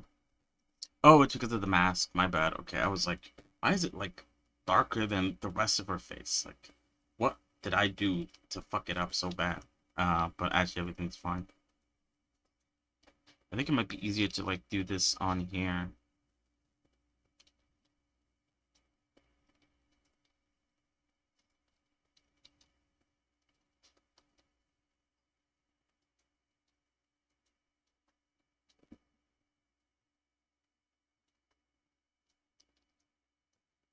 Okay, yeah, now it's an issue with I think it's now an issue with the sort of amount of pixels that there are around the mouth. Um I believe the image is like, yeah, it's 1K image. Maybe bringing it up to like 2K might help fix a lot of this, because obviously like there's not much I could do here. How big is her face actually compared to like the rest of the UVs? It does take up like a decent chunk, I would think. I guess the mouth is just like super small.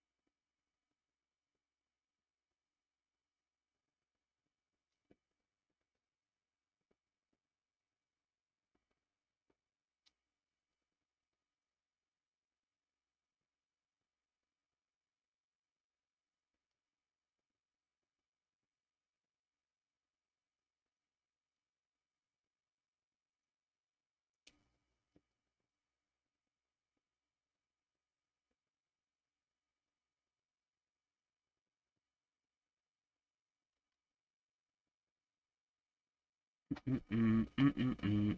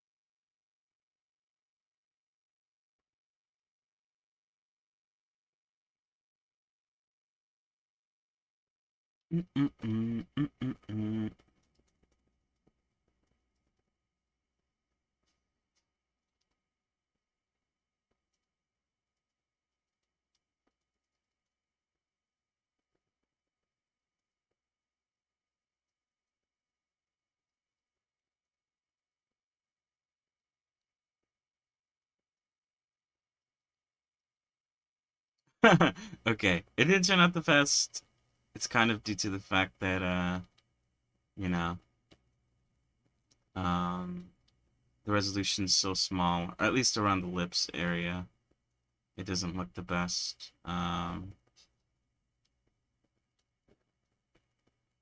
But you get the general gist of it. It's still not super bad. Maybe I should like sort of increase, oops, not that.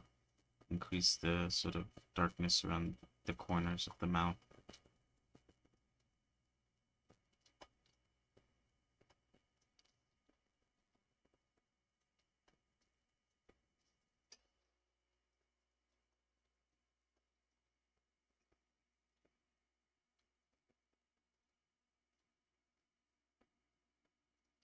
You could see the sort of what's it called? The sort of look I was going for. And if you compare it, I guess, to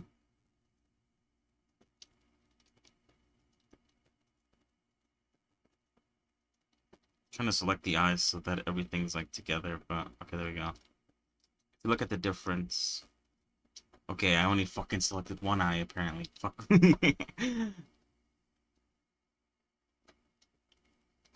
First of all, obviously the mouth.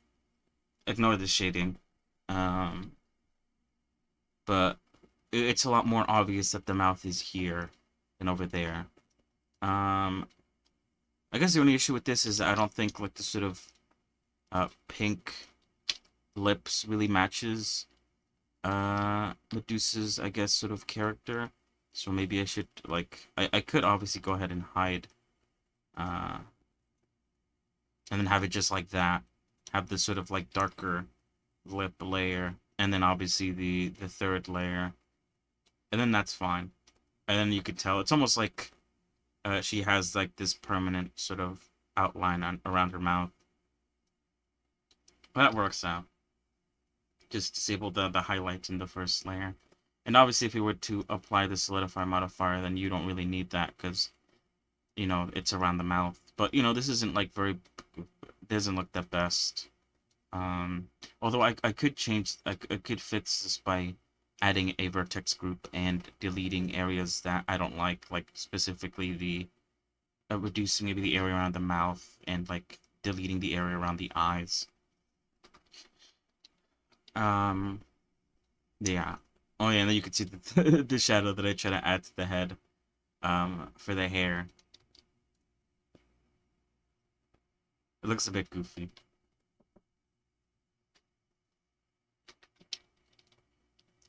But the good thing is, with this add-on, I could just remove it. Or I could hide it, but not completely remove it. Unless I wanted to bring it back for whatever reason.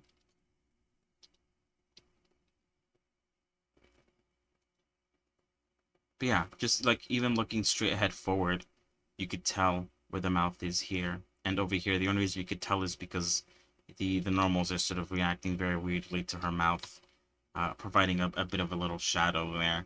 Um, but yeah.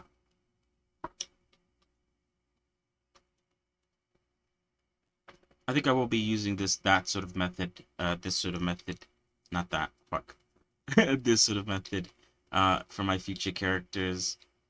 Um, just because I like the way, and I think, um, sort of like Genshin and maybe even Wuwa characters use a similar method, of sort of highlighting. You can't see here because it's only their eyes. I wonder if, do I have like a face where you could actually see like their lips? Um, Let me see if I could pull one up.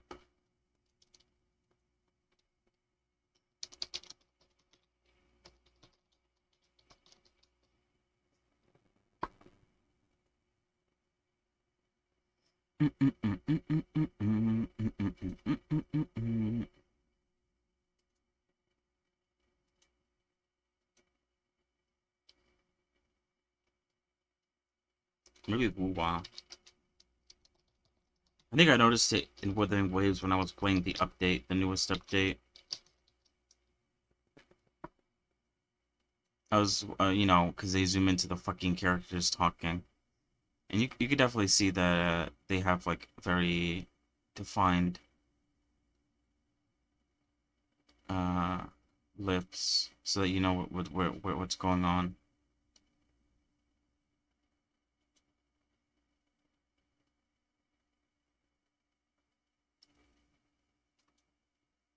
Anyway, I just looked that up for myself.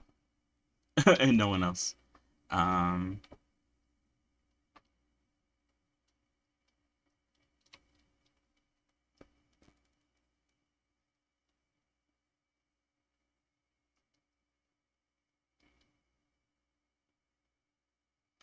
One thing, actually, hold on.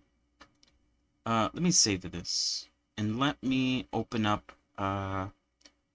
Because one thing I actually do want to try out. Oh yeah, here you go. You could see that I was looking at her mouth. To sort of see if I could do something similar. Although she has like lipstick on, so it is very different. What was I gonna say though? I do want to try. Oh, I don't want to hide that.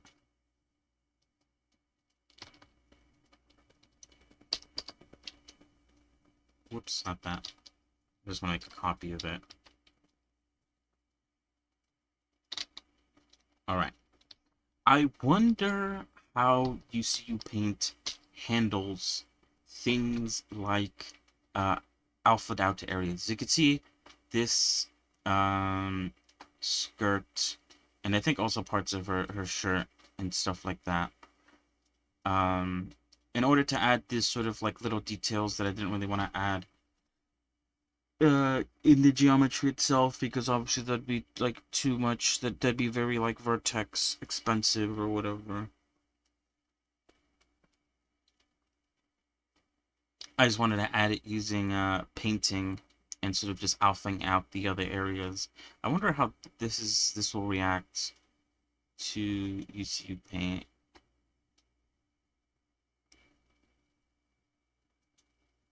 Now I can't just like sort of make a UCU Paint and link it to the image texture by the looks of things. If you go into this shader node.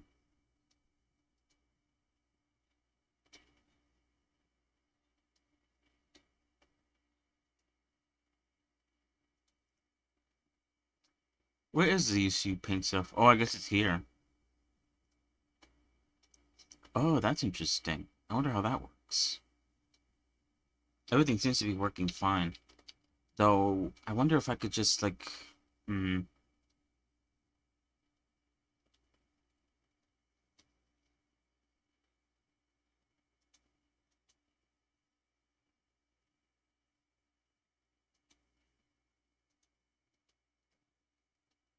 Alright, let's just try to sort of kind of remake it using UCU Paint. Obviously, I'm not gonna like go through the trouble of like drawing every little thing. But I do want to like at least try to see what I can do about these sort of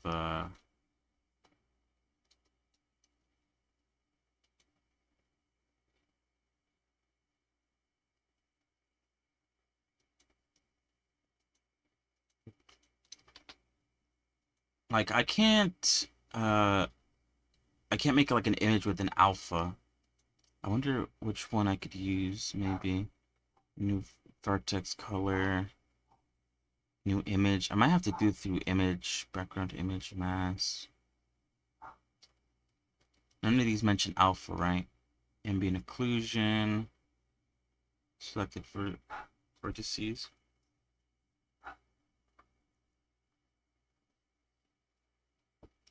What the fuck?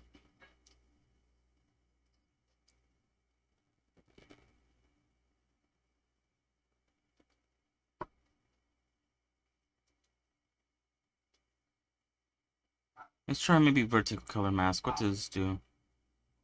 Color, all channels mix.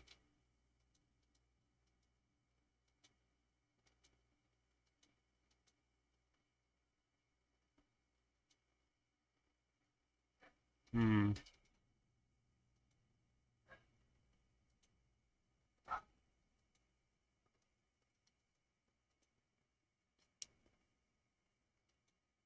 Right, let me try looking it up actually.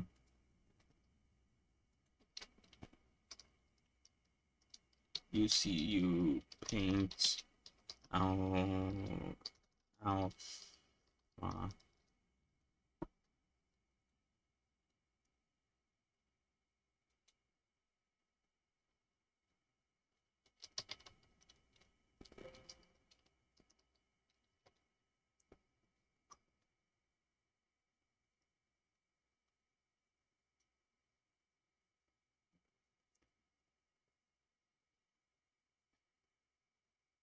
Apparently background maybe? Where's background?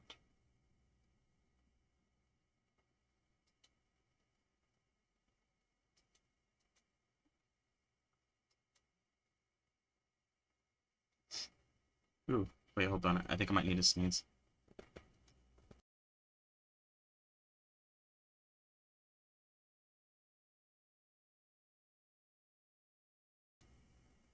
Cause yeah, I looked up UCU Paint Alpha, and the only thing that shows up in the documentation of UCU Paint is background. Background will use your base color and alpha settings as layer. It can be useful to create holes on the surface. That's basically what I want, right? Question is, how do I use it?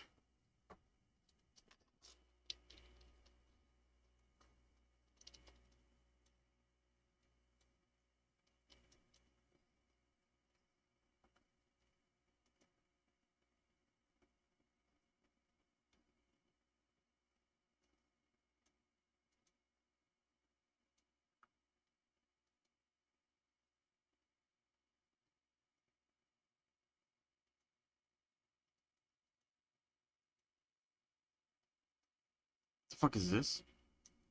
B7?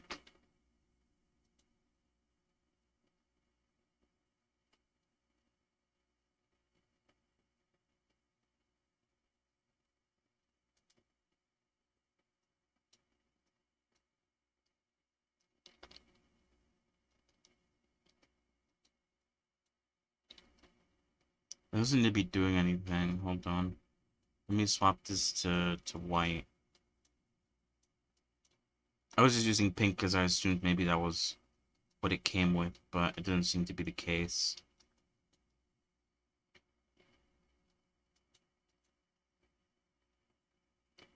I wonder if there's any videos talking about this. Hold on.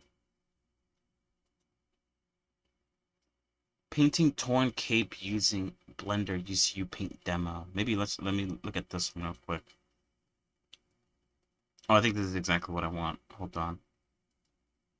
I guess I can put it up on screen. It is like a little 2-minute video. I'm not gonna put the audio on though, because I'm not even listening to the audio either. Oh, wrong one. Hold on.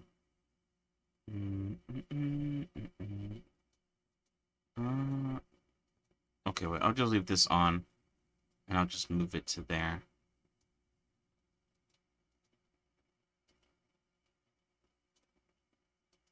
There we go. Paint. I think this is by UCU Pumar, which uploads a bunch of videos on UCU Paint. I assume this is the person who made UCU Paint, although I might be wrong about that. Anyway, let's see how they do it.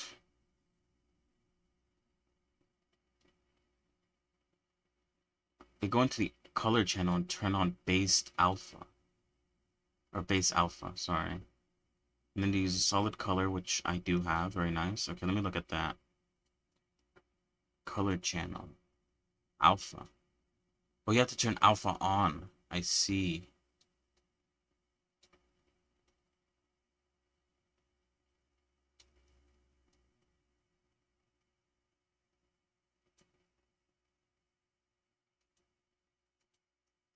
Alright, let's keep watching. Oh wait, I don't have a solid color actually. Let's add a solid color.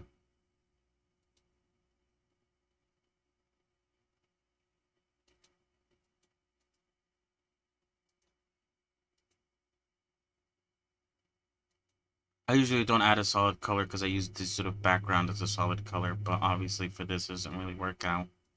Alright, let's keep watching.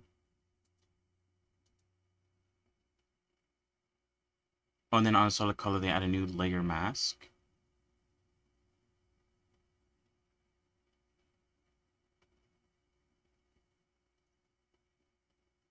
Or then they paint on the alpha.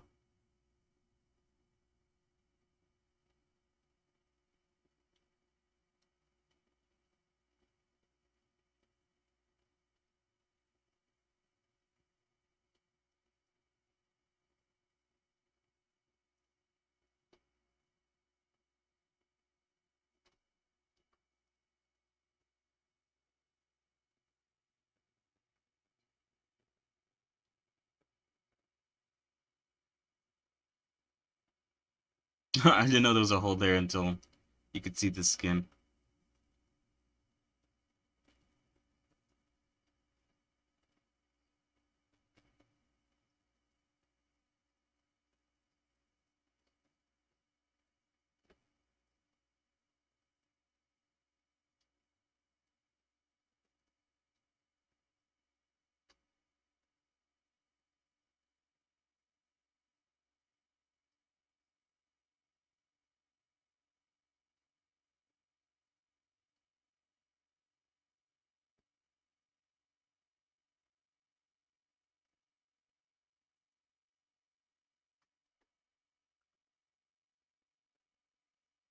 I guess the issue, yeah, is that you won't be able to use mix, at least where the alphas are, because you saw there, adding a mix to areas that are already alphaed out just kind of fills in the alpha with this new mask or this new color.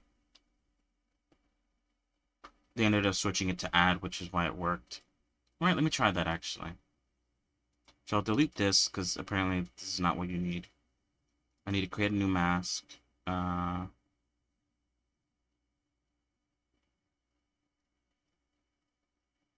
think you just made an image mask? I might be wrong about that, but I'm just gonna make that.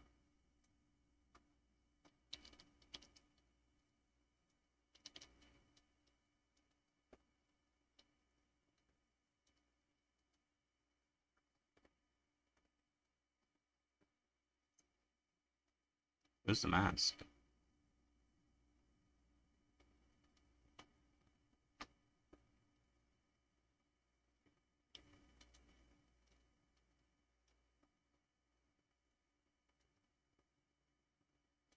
Ah, there we go. That works. Perfect. I don't know why I'm in line mode. That is odd. That is peculiar. But yeah, now all I have to do is just, you know...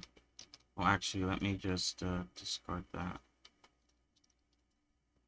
Oh, it's gonna be a bit of a hassle. It seems.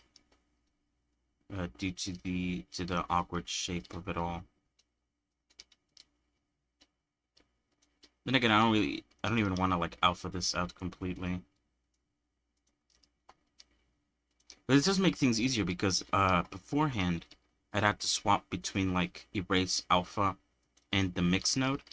And now since the alpha is controlled with a map, all I have to do is basically swap between white and black, and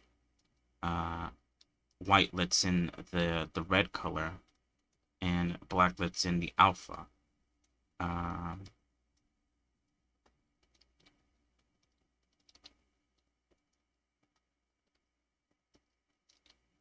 So basically just doing the opposite of what I did before, huh?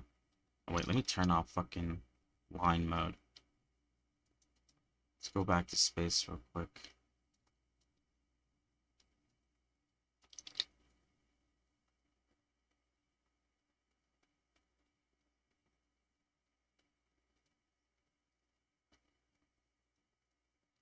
Obviously, it's not perfect. And maybe I should switch it so that... or maybe I should, like, start off with, like, everything being black, and then drawing in the details, because I think that's, like, easier for me. And that's what I did before as well. So yeah, and then I could swap over, and then I could paint the details in.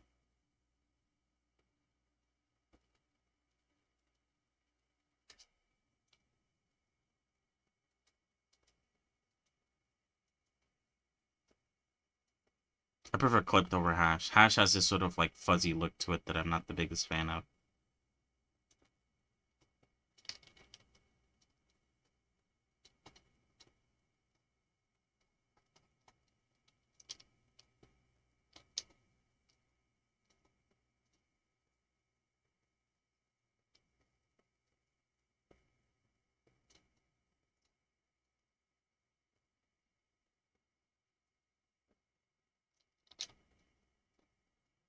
But yeah.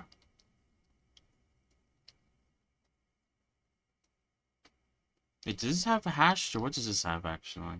Yeah, this has alpha clip as well. Just the exact same thing. And then obviously I could add another mask to do the whole the outline bit.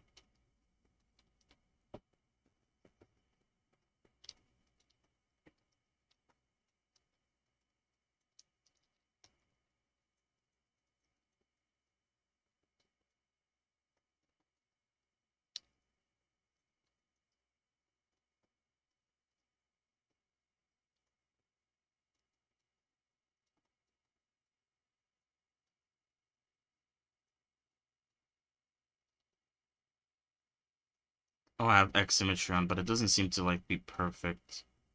Or is it actually? It seems to look different on both sides. It's fine though. But yeah, okay. I just wanted to check that out because I guess that's something that I'm definitely gonna use this sort of like alpha thing out in the future. It allows me to sort of add specifically like in these sort of outer regions details that I wouldn't have been able to add before, or at least before I would have tried to add them using geometry. But you know, trying to use geometry for something like that is kind of a bit pointless and kind of very a waste of like vertex counts, vertices or whatever.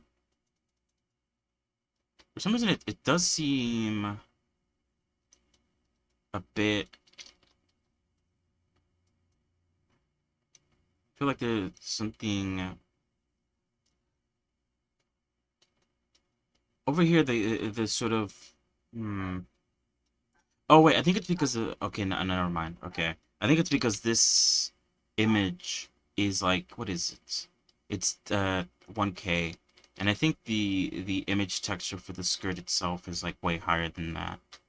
Yeah, it's a 2K texture. I was wondering why, like, it felt like these sort of like semicircles that I was drawing in felt a lot more blobby than what I drew in the clothing, but that's because of a difference in texture quality. That's my bad. But yeah, I mean, I get the general gist of it, right? It works is basically what I wanted to figure out and find out. And the fact that it works and I'm able to do this in UCU Paint is a good thing. TBH.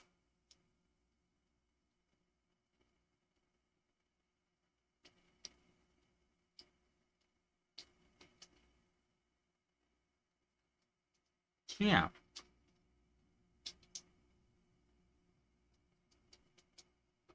So yeah, I mean, I don't know. In terms of straight up just like texturing stuff today, we didn't really do much. TBH. Um, yeah. To be honest though, before starting the stream today, I didn't really know what we were going to be doing. Obviously I found some videos to watch, like I did yesterday. Um, but in terms of like what I can slash want to texture, I spent like 2 days texturing eyeballs. I'm pretty happy with that. At the moment, I'm really happy with UCU Paint. So it's kind of like, what else can I do? Like, I should probably use this texturing knowledge to, actually texture some new stuff. But, or I could try like retexturing like I did now, but I don't know. I don't really want to like go ahead and like retexture something massive. Um,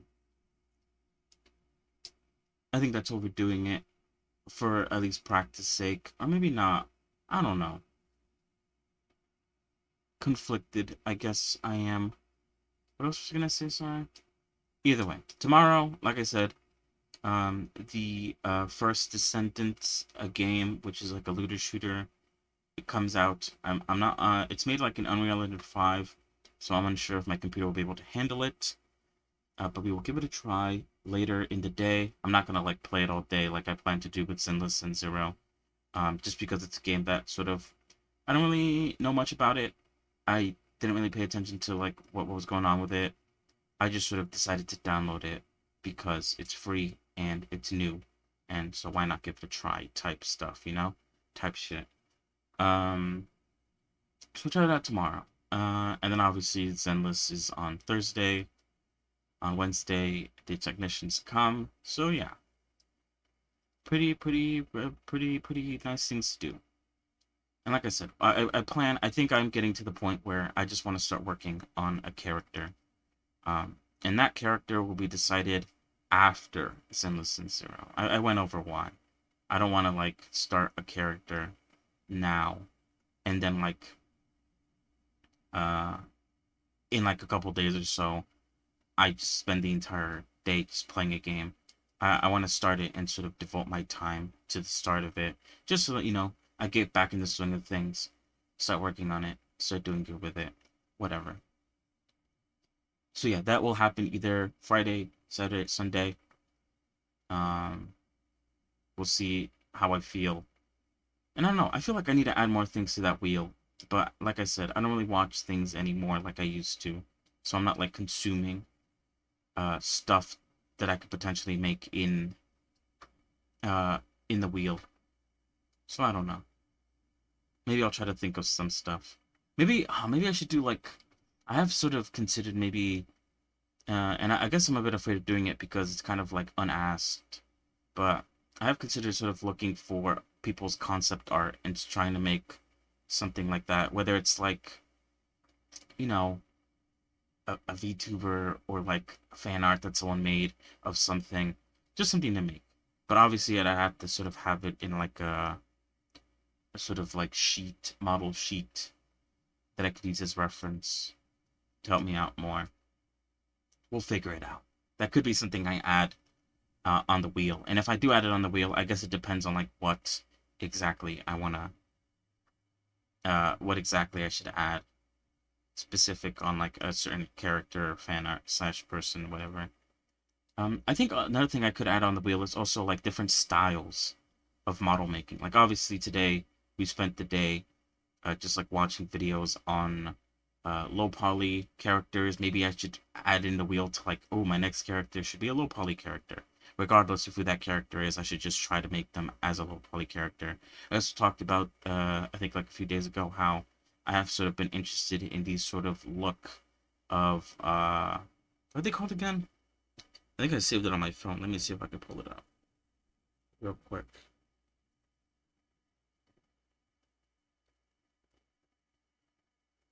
Yeah, here it is. Oh shit. Ball joint dolls have been very interesting. The sort of look and design and the way they're made has intrigued me. And I could maybe try to make a model that sort of operates off of those sort of look slash physics. I guess reminiscent to what's her name? Herda from Honkai Star Rail. Her design is always very cool to me. Making something similar to that. Just basically a character that has their joints, instead of being normal, replaced with ball joints. Um, that'd be cool to try. And then like other things. Those are the only two I can think about right now, but maybe I'll try to think of a few more to add to the wheel. I think that'd be fun, actually. But anyway. So yeah. If you couldn't tell by my sort of way of speaking, I do plan to end the Blender portion of the stream today and swap over to some gaming. Cause yeah, yesterday I tried to play some Colony Survival, but then I realized that it was Sunday, and on Sundays my, I guess, time to stream is lowered just due to the fact that, you know, there's more people using the internet earlier in the day on Sunday. And at least for now, that's an issue. Hopefully on Wednesday that issue is solved. I don't have to worry about that. Anyway, but then again, also, um, yeah, we'll see. I'm hoping. Fingers crossed. Ooh, there was an update for The Last Descendants. I did try to, like, get in today, because apparently it comes out tomorrow. I think at 3? I don't know if that's 3 p.m. or 3 in the morning. I'm gonna check in the morning to see if, like, I could get in. I'm not gonna play anything, though. I just want to see if I could get in. I'll play it on stream, like I said, my first impressions. First time playing the game type stuff. Type shit. Alright. Let me load up Colony, then.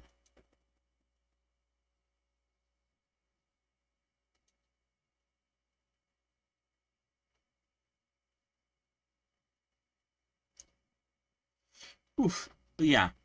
What was I saying? I don't even know. There's some good ideas to add to the wheel. I think I will add them. If I do land on that, then I'll probably, like, spin again. So it's like, I land on it, and it's like, the next character you make, you should try to make them low poly. And then I was like, okay, what character should I make? And then I'll spin it again.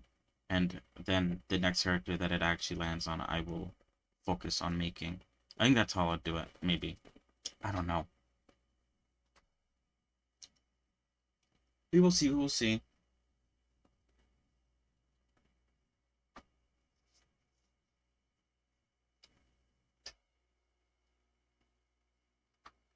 I'll need to look into other ones too. Other styles that I can try.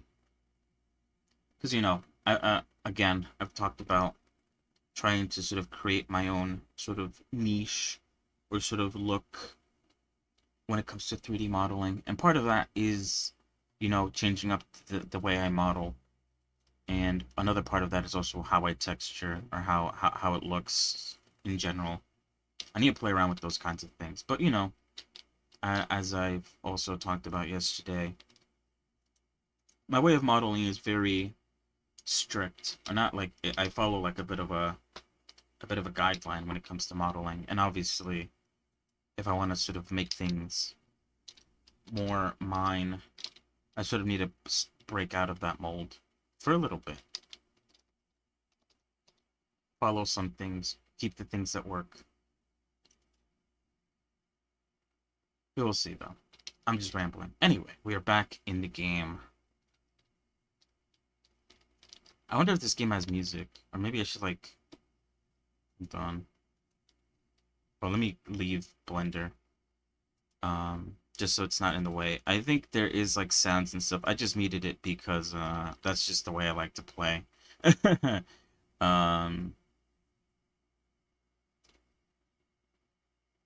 I'm not someone that likes to play with a lot of, especially like music. I always turn down the music whenever I play any games. Is it playing right now? Hold on. Oh, I think I need to like exit.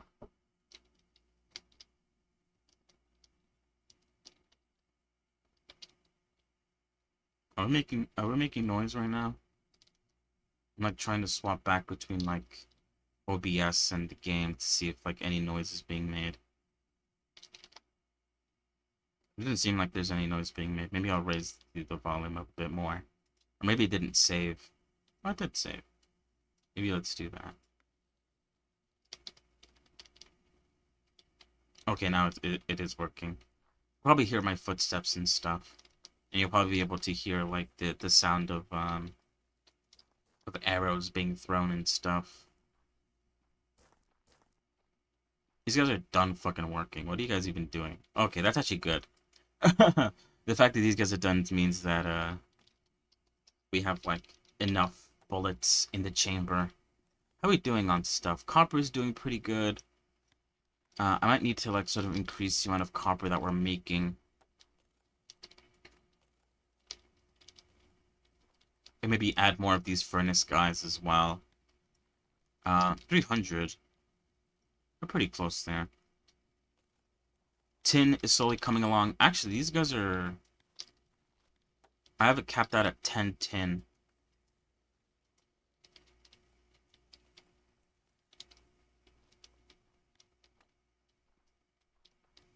I'm gonna slowly increase it as you know, we get done.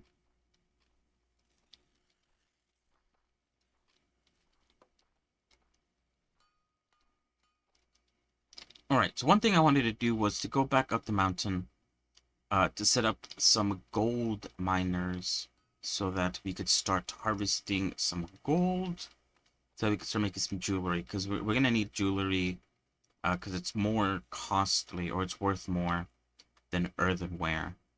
And as you can see, some things are quite expensive, so we are gonna have to sort of get some guys in.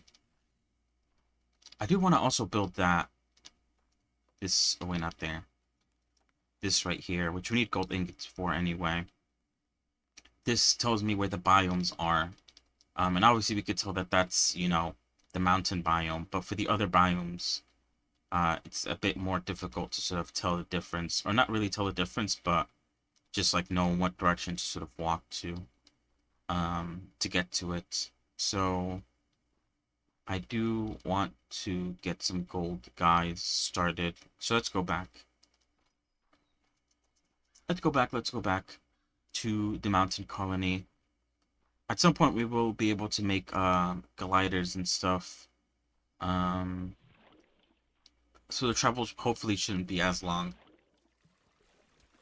Well, to be fair though, I mean, unless you have like a tall vantage point, gliders aren't really that useful. Although in the future, not to, I guess, spoil, there are like launcher gliders that point upwards and that will launch you into the air, which is a lot better than just gliders that sort of just work on your height. And I can set them up so that they line up to each other. When I use one, I'll land usually around the next one. Then I could use the next one. I think they might have added more transports. I might be wrong about that though.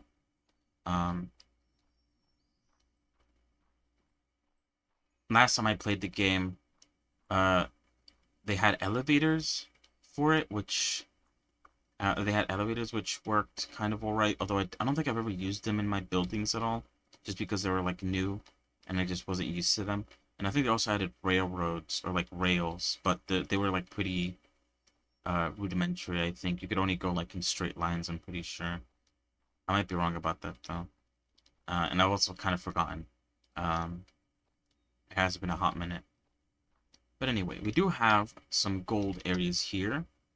As you can see, we'll put a tool shop and a grocery store so they don't have to leave.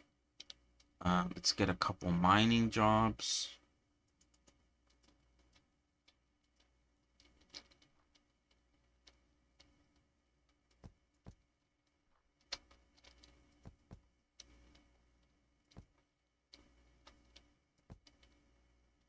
And so boom. Now all I have to do is add beds, but I do want to like expand this area here a little bit, and also boom. Just found more gold that we can harvest later on.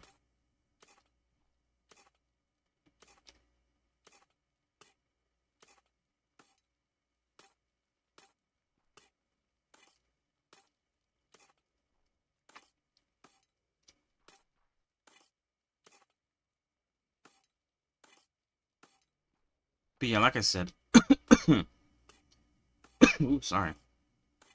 Oh fuck, I didn't want to do that. Anyway, we'll probably fix it once we get to that area. We're just using this as an outpost to get certain materials that we need. At some point, I would like to sort of come back and pretty it up. But maybe, I don't know. Maybe I won't have time to, because the point, I don't want to spend too much time. If I was playing this game solo, I would sort of spend more time sort of doing a lot of like cosmetic stuff, like making things look pretty. But all of that is obviously very time consuming, and I don't really want to like obviously I want to play the game at my own pace, but obviously I don't want to sort of go crazy and just for like a whole year just play one game, Colony Survival, because I just refuse to like actually finish it because I'm just going around doing cosmetic stuff. It's still fun to do, but you know, it's not gonna be like my main focus. As long as the mountain colony is able to defend itself and produce what it has to, then I can't really complain too much more, right? Anyway, we have like more colonies to set up. Like I said, we're gonna need to go to marsh.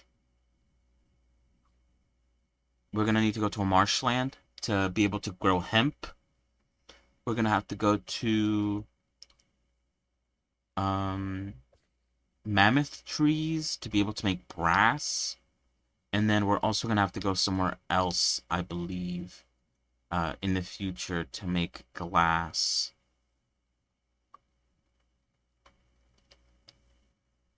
There isn't a lot of technologies left, kind of. There's also these ones where kind of like, these are kind of, sort of like stretch goals to really like, stress your colony out. They tell you to do like a bunch of really expensive stuff. As you can see, you need like a shit ton of colony points as well.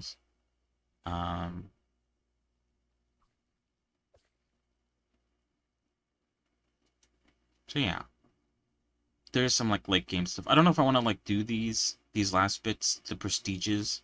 I might just like get to like maybe towards the end and sort of call it.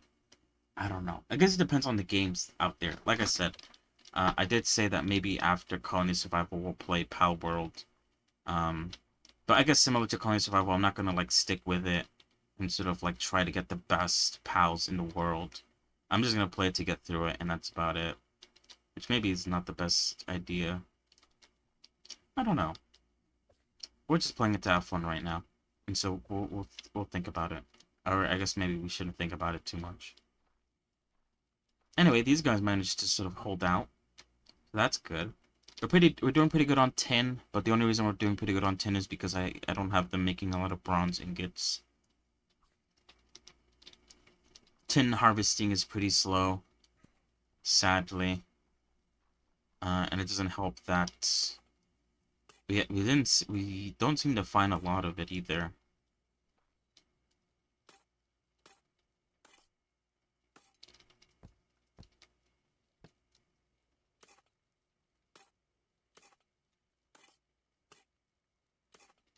Anyway, hopefully our gold guys can start working on gold. I think I can just like place this down and be able to access this menu. Okay, 10 gold, that's fine.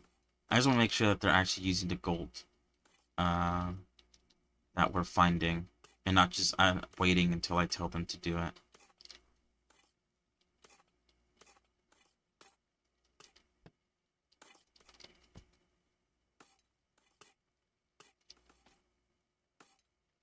There was a tooltip. Apparently, I could activate my torch with G, so I don't even have to have like torches on my person.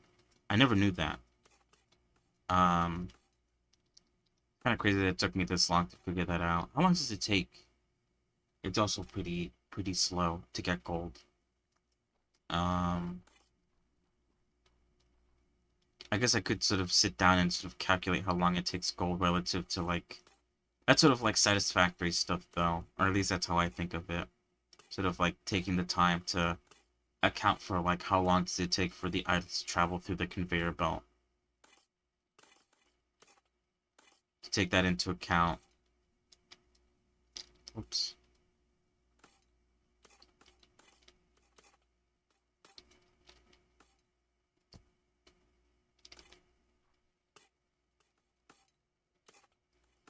Damn, no gold. What the hell? I do wonder if we're like sort of at the edge of the mountain where for some reason the game just doesn't qualify it as a mountain anymore. And for that reason it's not spawning tin on this area specifically. And not spawning any gold here as well. I wonder if that's a possibility. Anyway, we have 1 tin ingot. That shit scared... that guy scared me. I was like, what the fuck? What is he doing? Why are you walking? I think it was a guard going to eat. Alright, now that we have some gold guys, let's go back home. I think a couple of gold guys is like good enough. I think if I do want to sort of like increase production, I'll have to actually come back and sort of set up an actual base with actual defenses. The good thing is the main colony is the one that handles most of the creation stuff. The other colonies are not going to sort of handle that kind of stuff. So the mountain colony will basically just be a mining colony.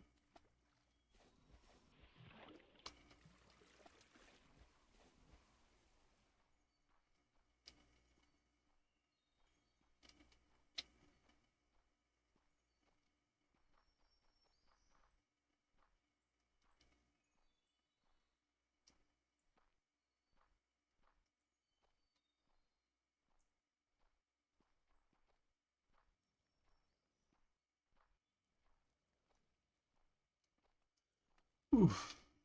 Ooh, earthenware guy's done, apparently. We could spend more of our earthenware. Maybe I should increase the amount of earthenware they're making. What is it at right now? 25? Let's set it up to like 35. If you guys are so done so quick, you guys should be making a shit ton of it. I need to buy more animal carcasses.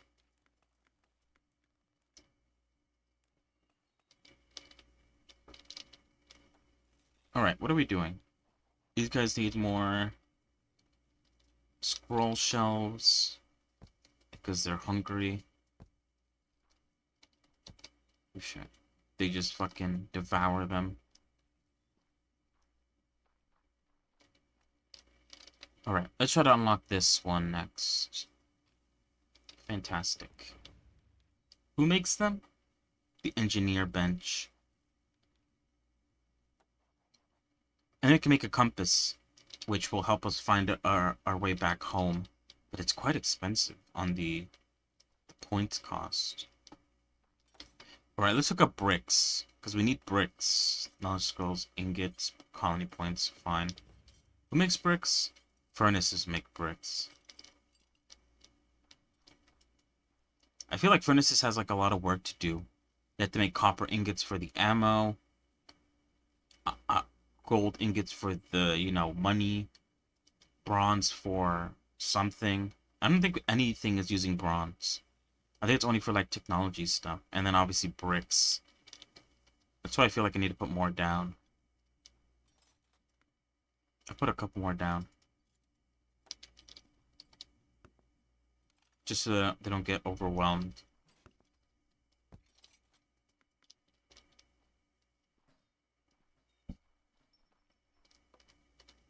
Alright. Fantastic. We have one. Alright, so up there we have mountain. Mountain over there. We have a heath. That's, I think, the place where we get the glass. Over there is the mammoth tree. And then the marsh. So obviously we want to stick to areas that are close by. So that marsh is pretty close. It's only 600 away.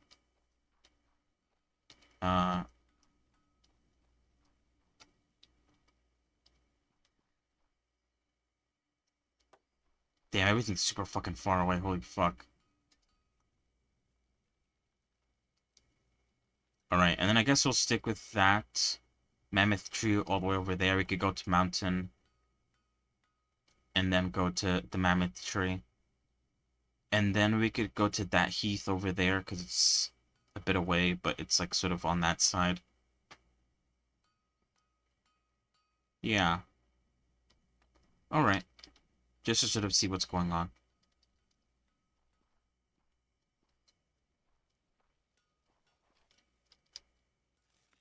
I feel like I should have added more arches before I left, but what are you gonna do?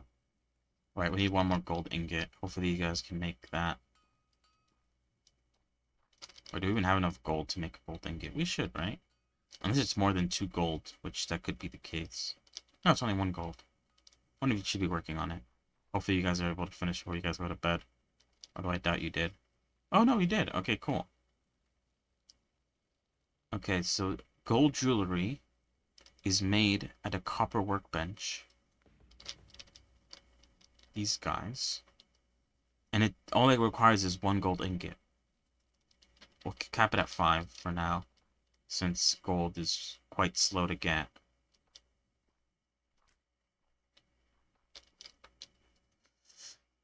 Alright, next science. What does brass do? It requires zinc. It unlocks jeweler and alarm bell. Alarm bell doesn't really matter, I don't think, too much. At least I haven't found a use for it. Maybe bread? Get some bread next. Allow us to make, use a grindstone to make...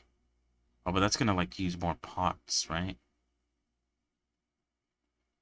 Should be fine, though. And then chicken meals. I think after chicken meals, we unlock the ability to... Yeah, local animal carcasses. Allows us to get animal carcasses. And more food is more good. Especially since we are reaching, like... We're capped at 200 right now when it comes to food. Projectile trap wouldn't be bad either. More defenses that are traps, so they're ammo based. I don't really care too much about advanced construction. Sacred points, again, is one that I don't really care about too much. And then this requires us to go to the marsh. Iron Age, ooh, this is new. This allows us, I think, iron is found everywhere, right? I think so, right? I remember seeing it in the mountain. It should be available here, too.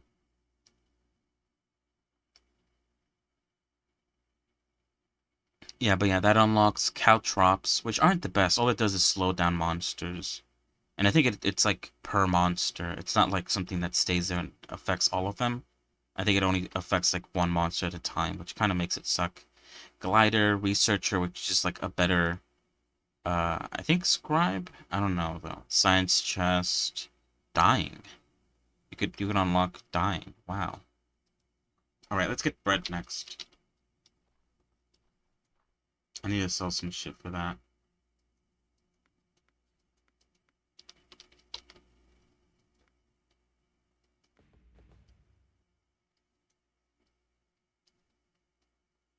And I think I'll get chicken meals next as well. Just like get more food involved. Alright. It's this guy here. Make me some more grindstones. Oh, you know what I need to do actually? I need to expand my bedding situation yet again. Because we are out of beds yet again.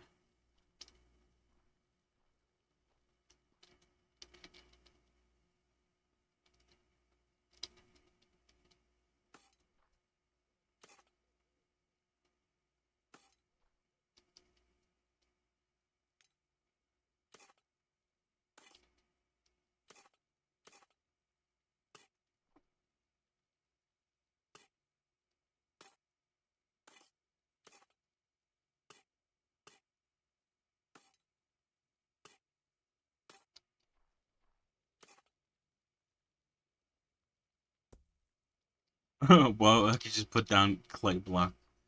I didn't know I could do that.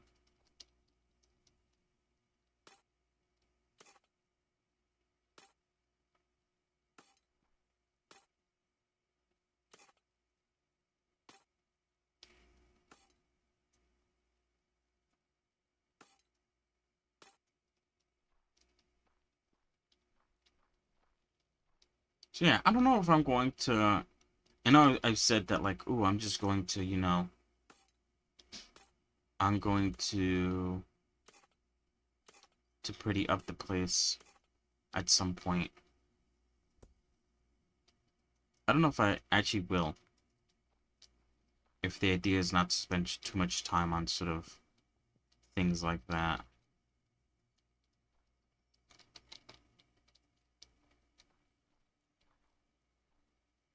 Well, I guess technically we only have 2 people working.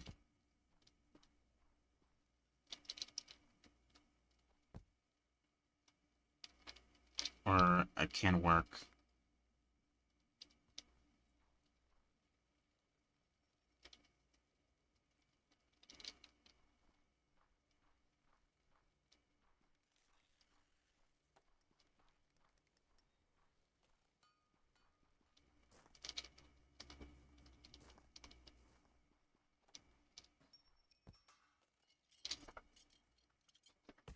Alright.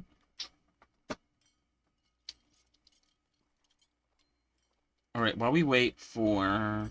What are we waiting for? While we wait for these guys to finish doing their thing, and while we wait for... Yeah, well, I do want to sort of move some of the farms around to make room for more things. I feel like... Or maybe I should expand. I could expand the safe zone. The issue with that, though, is that obviously, like, I have a whole system. That means I have to move the walls back. I'd have to move all of these, like, setups that I have for the archers back. I'd probably have to go ahead and cut down a lot of this area here, too, because the only reason it works, or why I haven't cut it down yet, is because it kind of acts as a wall for this. But obviously, that would have to change if the wall gets expanded. But with a bigger wall means more room to shove more shit into here. Because I am... Yeah, the issue is that these farms are, like, touching the corners. I do want to, like, move them back more inward, but then again, there's not enough room for that. It's gonna be a lot of work, but I guess that's the point of the game. So let's actually increase the safety zone.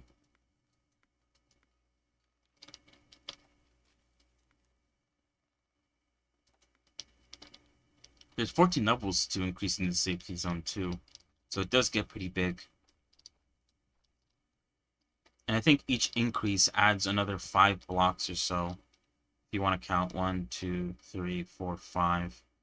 Another 5 blocks. I think last time I played this, I even like sort of planned ahead and I was like, okay, there's 14 safety zones. This is 1, 2, 3, 4, 5, and then I put a block there.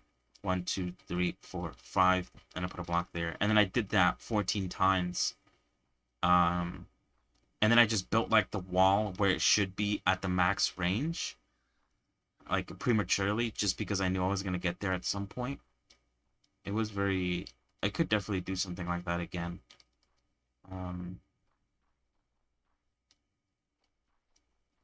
But anyway, do I still have them? Okay, good. I was gonna say, do I still have this at 200? Because if I do, I should definitely change that. Oh, we're out of animal carcasses again. How annoying.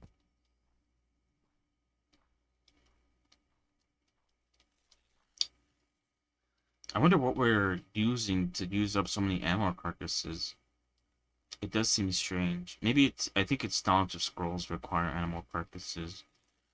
Which makes sense.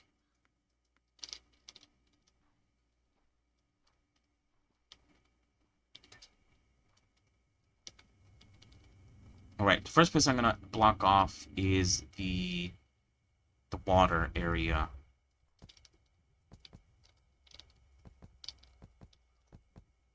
I feel like that's a pretty good place to start.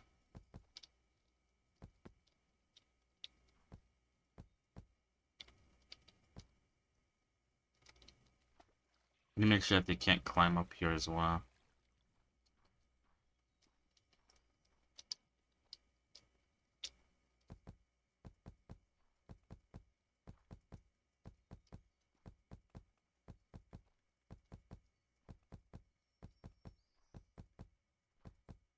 I think the guys finished cleaning up the downstairs area because there's no longer unemployed areas. Oh wait, let me make sure. I need to add the four corners again to sort of see my limits. Oh, so now we're touching grass. Lol. Um, I wanted to go a bit deeper inward before I start adding defenses to this corner. But that is, I guess, a good thing. That now we are touching grass. Sadly, it's in game. Maybe I should go do it in real life. Any chumps do that? Any comment on that? They shouldn't. Alright. Let's get another 100. Oh shit. I could probably replace this with like an easier block to get. Maybe not clay. Maybe cobblestone. We do have a shit ton of like stone rubble. Who makes cobblestone? Is it the stonemason? Because if it's a stonemason, then I'll get them to make cobblestone. I need to add more stonemasons though, because we only have one. Where's the stonemason? I hate how like these are like just tall enough that I can't jump over them. Yeah. Make me 500 of these. Alright. How's this looking? Wow, dark and empty. And scary. Holy shit. I like how this guy's just standing here. Jelly holds slag. Get out of here before I shoot you. I guess he must be unemployed. Fair enough. I won't shoot you. Kind of hard to see. Oh wait, I could turn on my flashlight. Fuck me. I keep on forgetting I could do that. Literally figured out I could do it today. How are we doing on, I always need to, like, make sure to check that we're doing good on gold and tin, because if we stop doing gold on, oh god, what the fuck? Doing good on gold and tin, that means that they've died. And I have to go and restart the colony, add more, guards, most likely.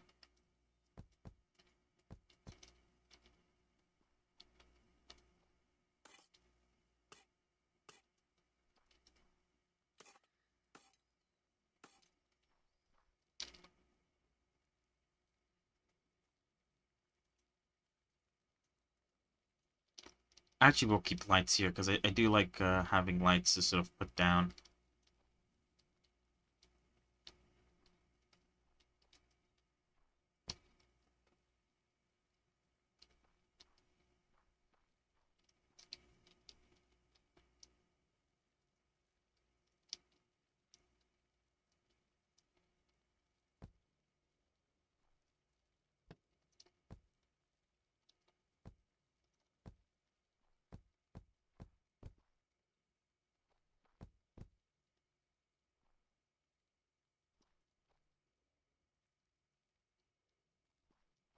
Oh wait, no, that's, whoops, that's the wrong spot.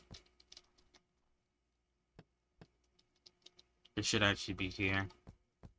Because the light acts as a sort of middle ground.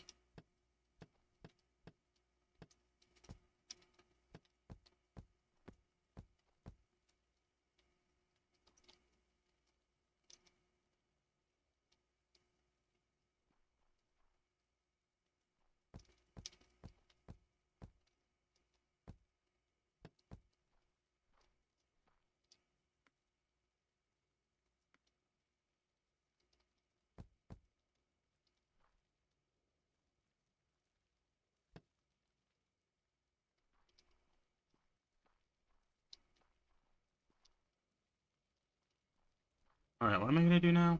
I'm gonna start continuing filling out the wall. I guess I could get, like, builders to do it.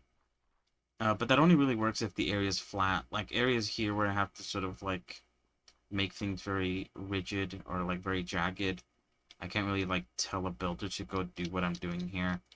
Because they're gonna fuck something up.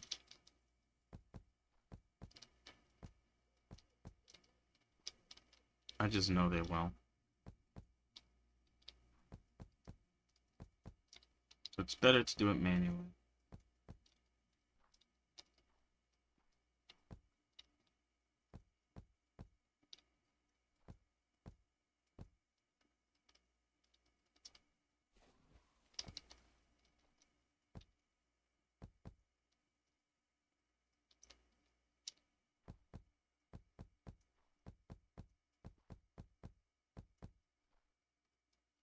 Making sure they're not coming up behind me.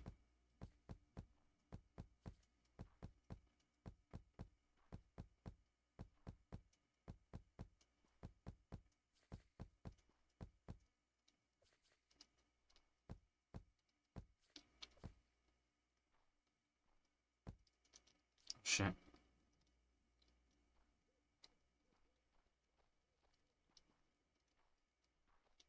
They're trying to come at me. Luckily, this new wall isn't linked to the old wall, so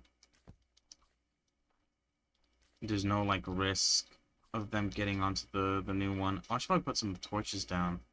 Holy fuck, I didn't realize, like, how fucking dark it was on this corner.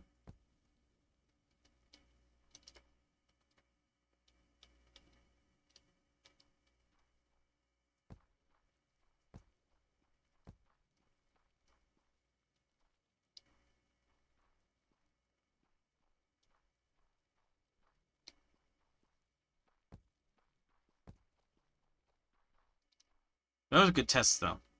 It told me that, well, obviously I knew that was, they could get up on that. Um, Maybe not the best test, then. Fucker.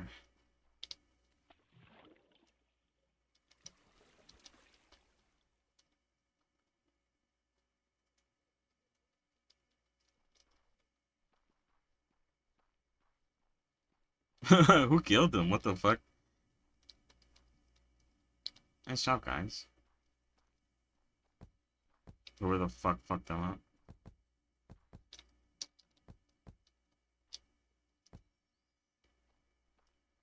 But yeah, as you can see here, we need to, like, start removing this a little bit.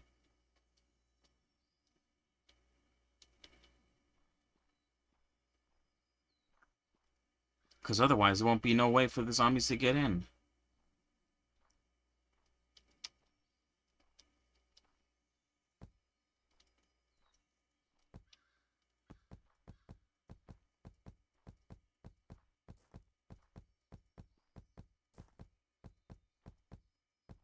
That's why I need more beds as well.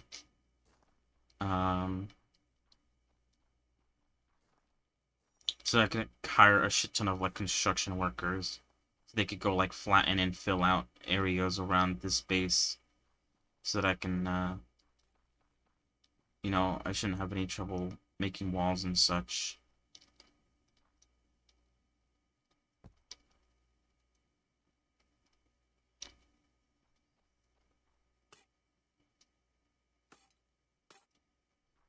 Nice job, guys.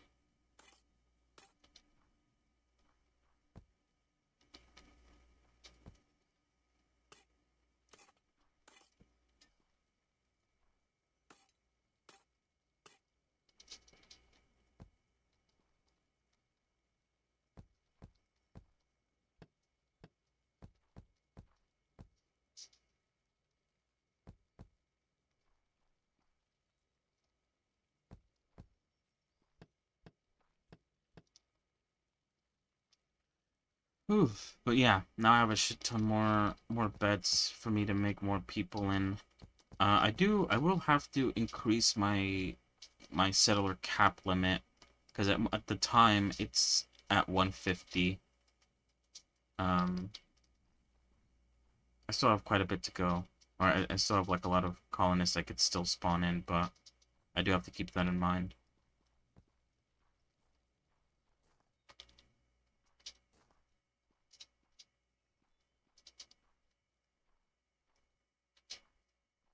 Yeah, and then the issue is that we are sort of getting closer and closer to, like, this water here. And so if I want to sort of expand and flatten out this area, it's sort of becoming a bit impossible.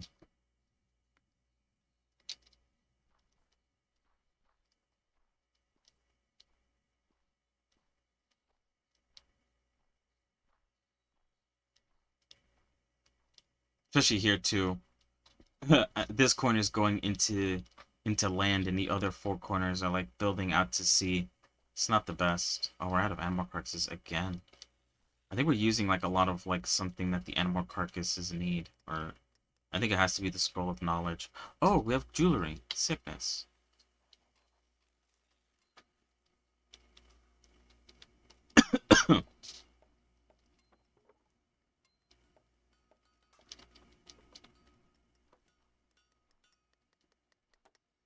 Wait, you don't have any... I forgot to add grindstone makers, or just grindstone people.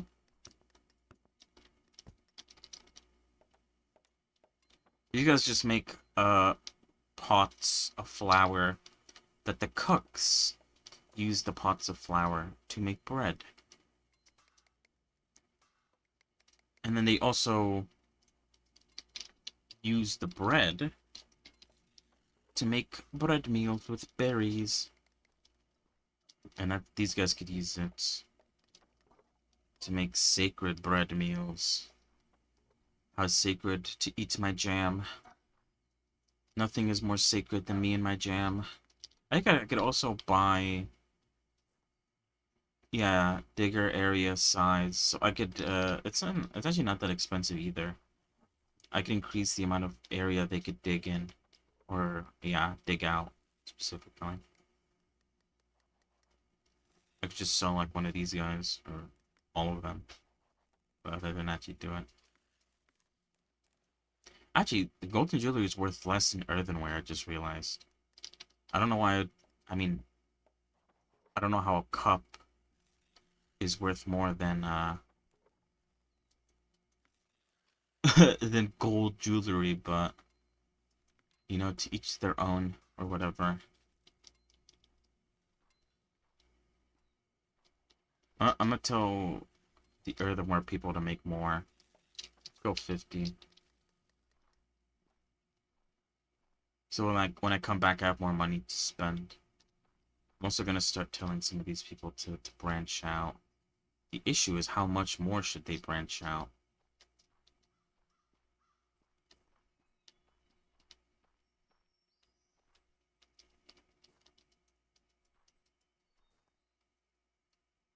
Like 6?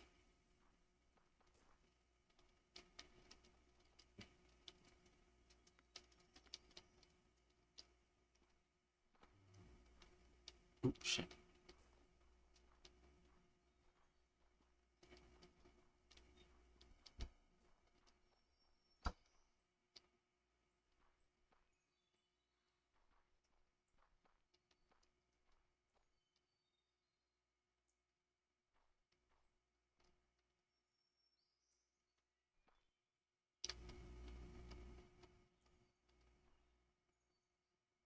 Is it left or right click to do it?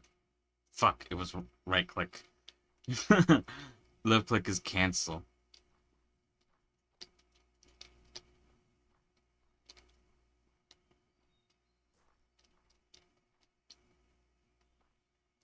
Three, 4, 5, 6. Alright.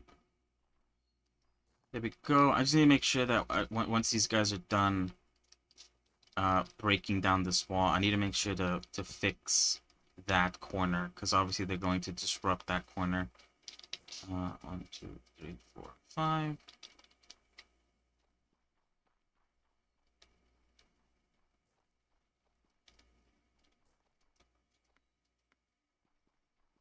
Add a remover here as well.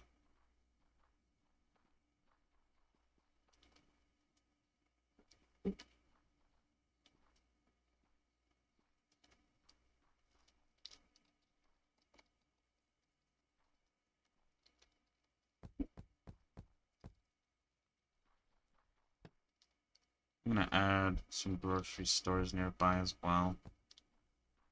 What was I gonna say?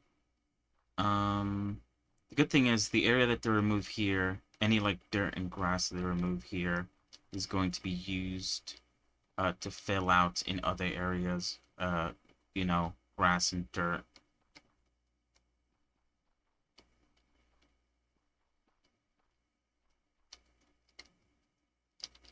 Whoops.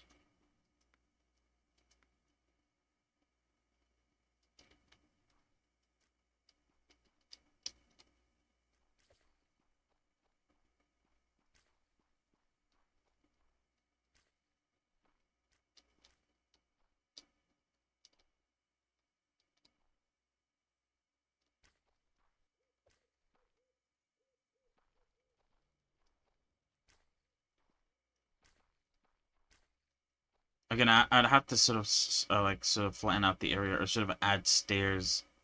Because if I don't, then it's not gonna like work. You know.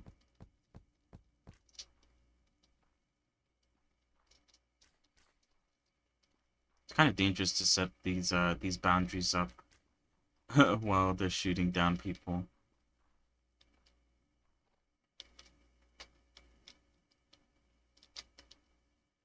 Especially since I'm not paying attention while they're doing that.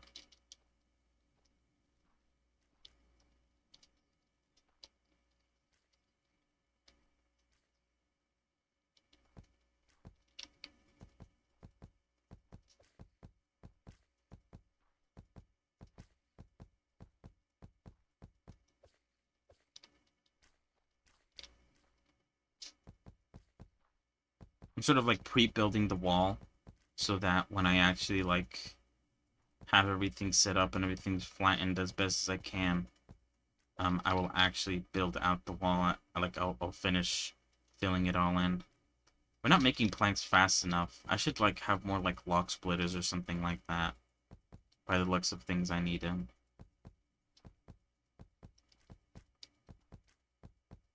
To be fair though, I am like ripping out 100 planks like each day or more each day. So they're not, I guess, used to someone using that many planks.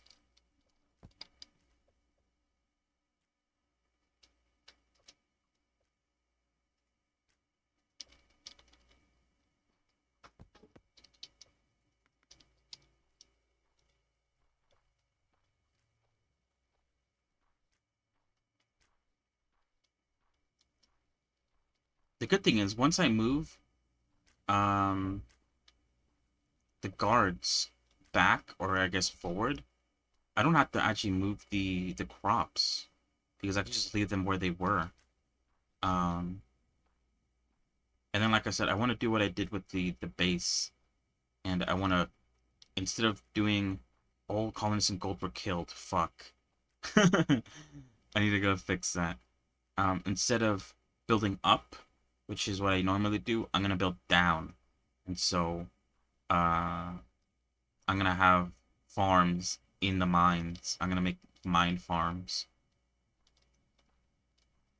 Okay, I need more guards apparently in fucking in gold. That was my bad. I think it's proportional. So like the bigger my threat gets in the main colony, the bigger the threat is over in the other colonies too. So even if I don't add any more guys over there, they will get overwhelmed at some point just due to the fact that my main colony is growing. Oh fuck, I almost died. I should get some like food or something. There we go.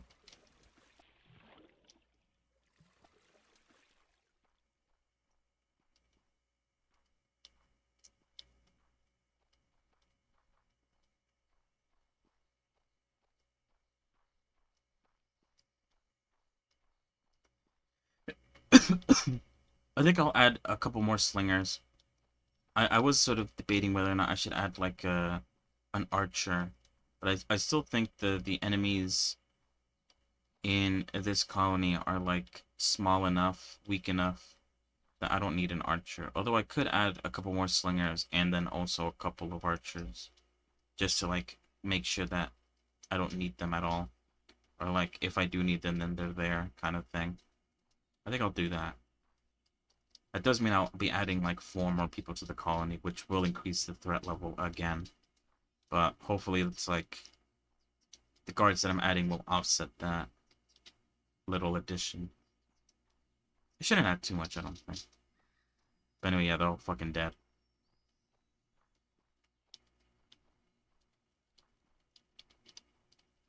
do need... Maybe I should also expand these sort of living quarters that they're in.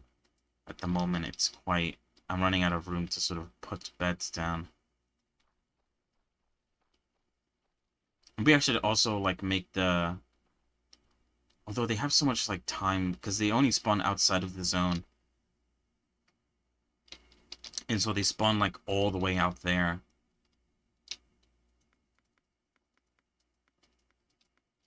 Get to work.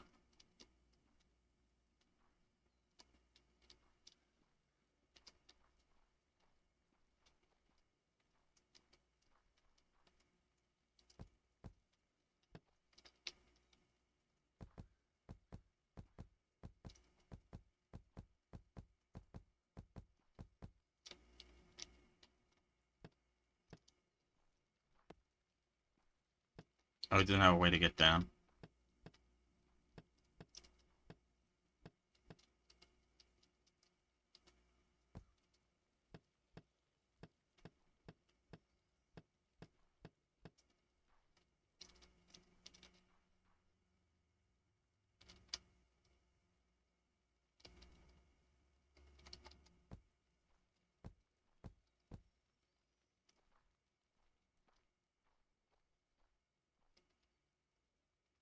Alright, let's get a couple of Night Slingers. Let's get a couple of Archer guys.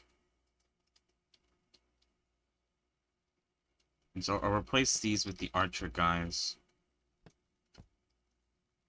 And then I'll add some Slingers there. And I'll add some Slingers there.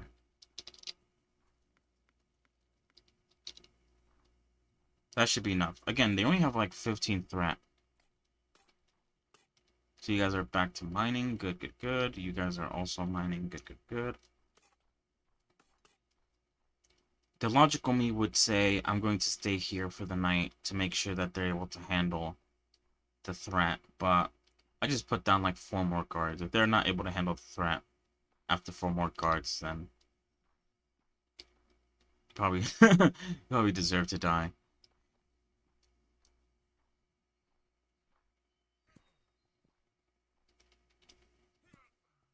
Oh, fuck. Oh my god, I'm gonna fucking kill myself. Like an idiot. Trying to fucking speedrun my way down the hill. Once I unlock, I was gonna say ziplining.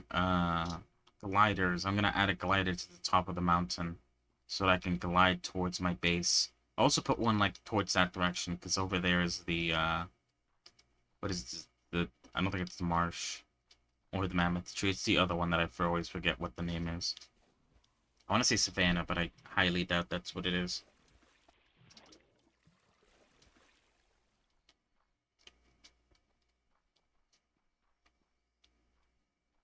Alright, I think they're done with this part of the wall. I should be able to like, you know, add to it.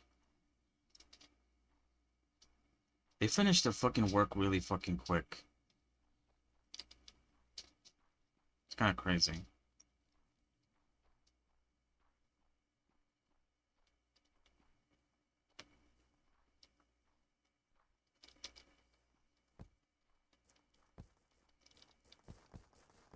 I mean, maybe I should rebuild it by, like, by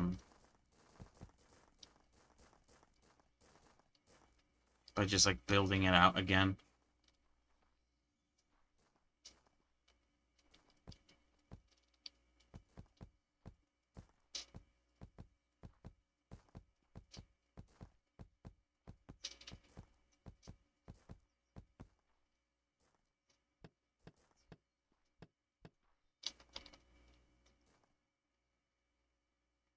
Look how many fucking planks. Are they just, like... am I not just converting to planks, like, quick enough or something? I put down another log splitters, and they're not moving fast enough either. Maybe I should increase these guys instead of making 100. Increase it to 200, just to help out the log splitters, because it seems like the log splitters are struggling. Even though they should technically be faster, I think. I might be wrong about that. It takes 40 seconds for them to do it. How long does it take these guys to do it? 25 seconds? Why are these guys, like, way faster at cutting planks? than the fucking log splitters, the guys who have axes. That makes no sense to me.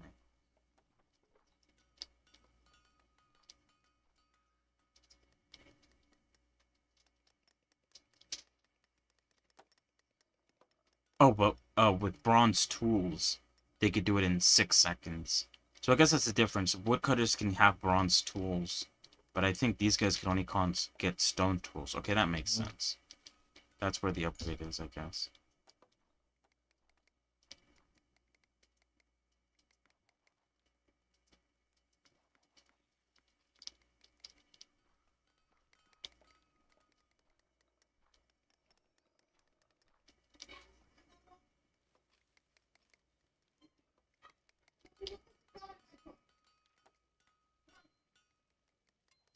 I think I should make more cooks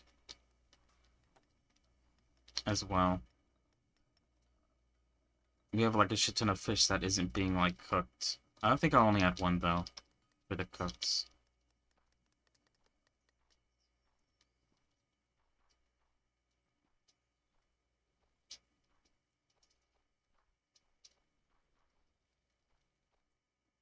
Okay, I need to go back in here and using some dirt. I need to like sort of level this out or add like a way for these guys to get up.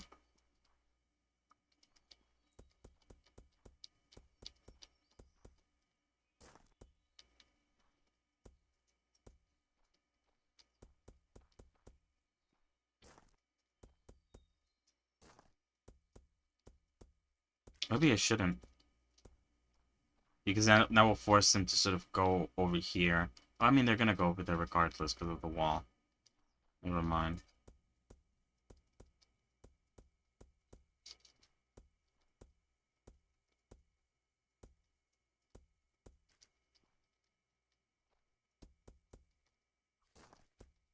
It does make things look a bit more unnatural with like the fact that I'm basically need to be careful not to die. I'm basically like making this a square instead of making it sort of like random.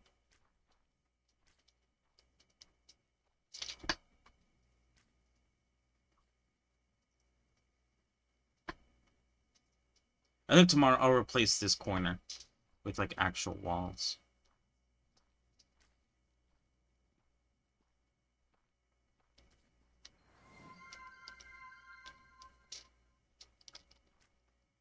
Because, okay, we actually got cut up on the plants now, thankfully. I'll cut this area off then so that they don't get inside. And I'll do it over here as well.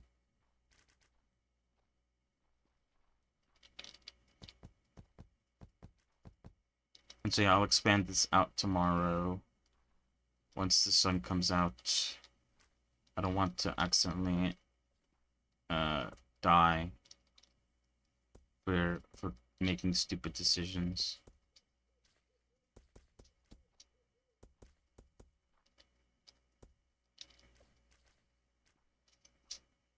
Oh yeah.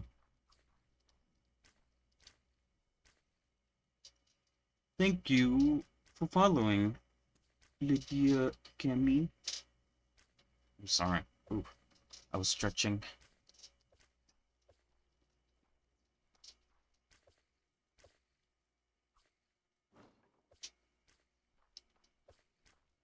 Hmm.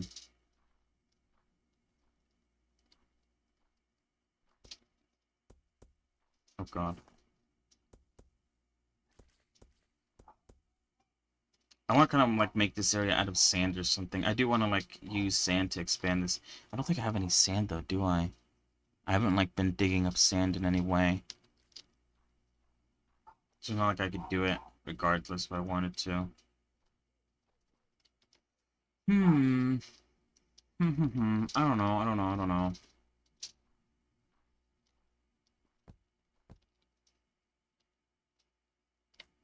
I do not like how this area isn't filled out like all the way.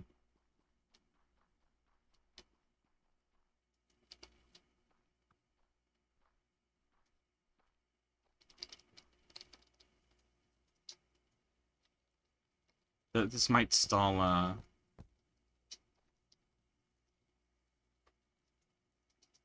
stall my idea of, you know, fixing the wall for tomorrow.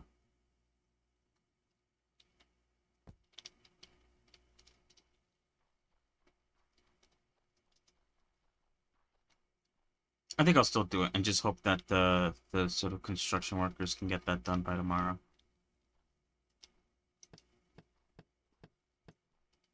While I work on the wall, they'll work on that, and hopefully we could all get it done together at the same time. Okay, I want to remove that real quick. I want to figure out where the sort of like middle point is, or I guess I could tell with this, can't I?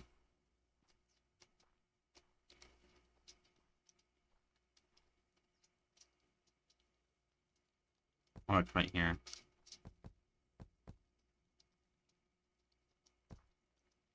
I'm planning something out. Hold on.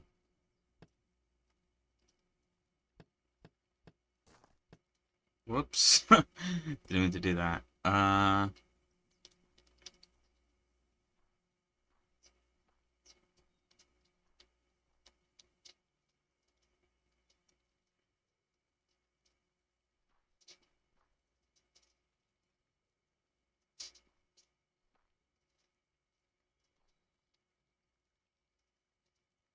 Whoops. That should be 1, 2, 3, 4. Same for here. 1, 2, 3, 4.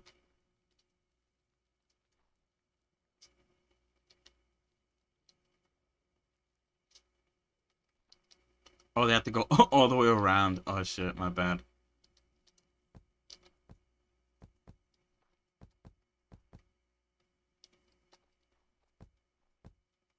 I'm glad that the grass now spreads on the dirt. That is very, very nice indeed.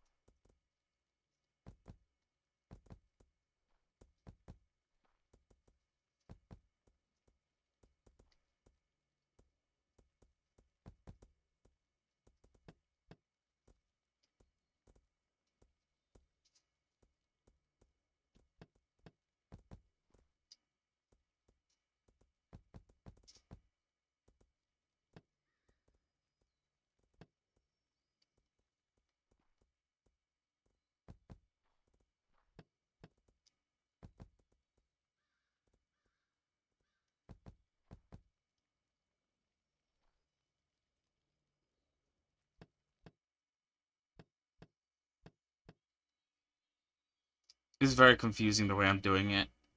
I don't know why I chose to do it this way. But, you know, it's like, whatever. That's what I chose, so might as well stick to it. I do need to set up the traps and stuff, like ASAP.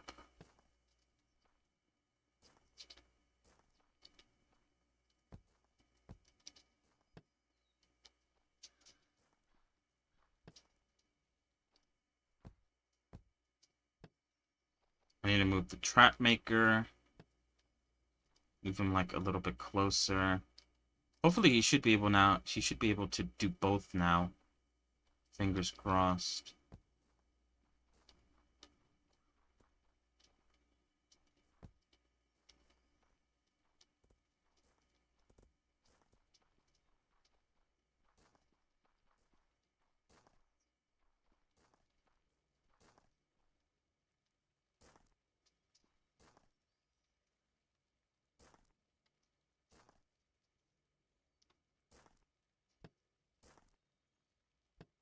Okay, the crossbowmen are at the corner.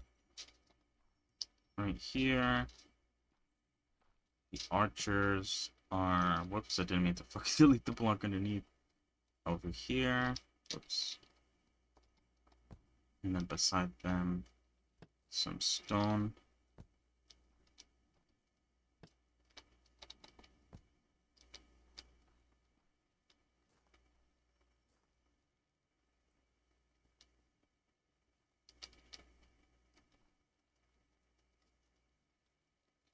Three.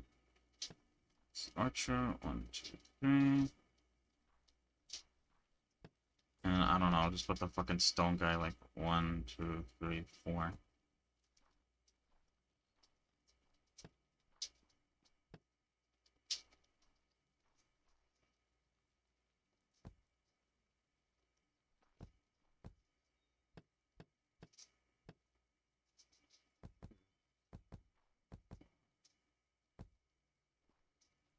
Okay, yeah. He does seem to want to do that one. So I could actually remove this trapper job here.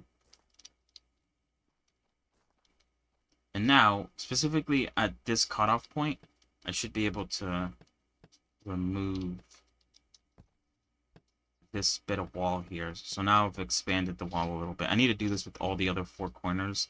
And I'm probably going to have to do what I just did right now. It's like very weird finagling.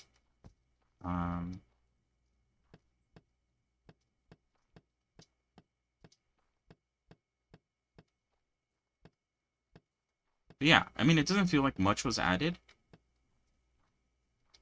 Because there was only like 5 blocks. But, I mean, you could see from like the corner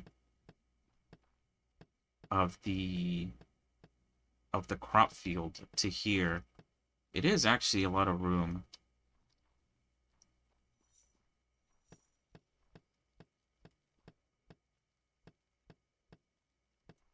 The issue with immediately bringing sort of like the wheat field down is that it'd kind of be hard to move in the future. Could have to like sort of fill out the entire like underground place that I just made for it. That was also the issue with the sort of idea that I had before, that I talked about how I wanted to like plan ahead, and like I made like the walls prematurely. I also built like a lot of the crop area prematurely as well. Oh, you guys are going the wrong fucking long way. A couple of chumps. New and improved wall.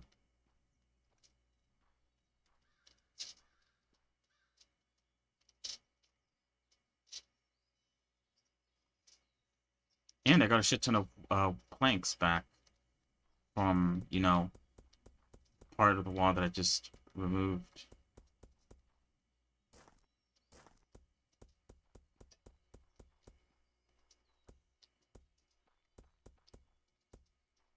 Alright, I need to check out to make sure. I haven't checked out in a minute. We're doing good on logs. We're doing good on copper. What else is like an important thing that we need? Clay? I think we're doing good on clay, although maybe we dropped a bit on clay. I might need to get some more clay guys in the future. Yeah, I think we're doing pretty good on everything. At least like the main sort of things that I should care about. We're doing good on those, luckily. Oh, I need to build this. Holy shit, I almost forgot.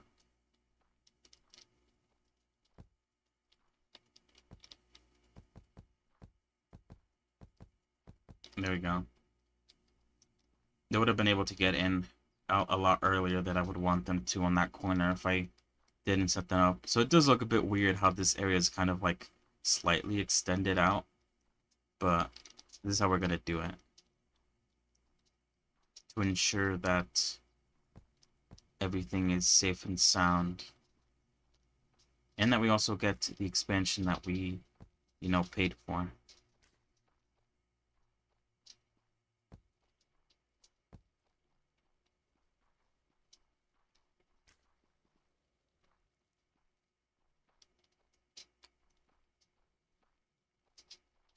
Alright, so this corner needs... I need to do the whole, like, farmer stuff on this corner. Before I'm able to add more to it.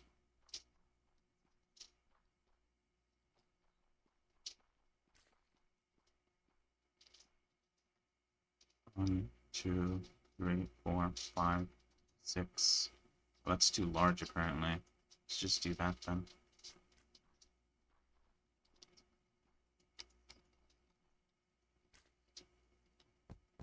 Whoops. 1, 2, 3, 4, 5.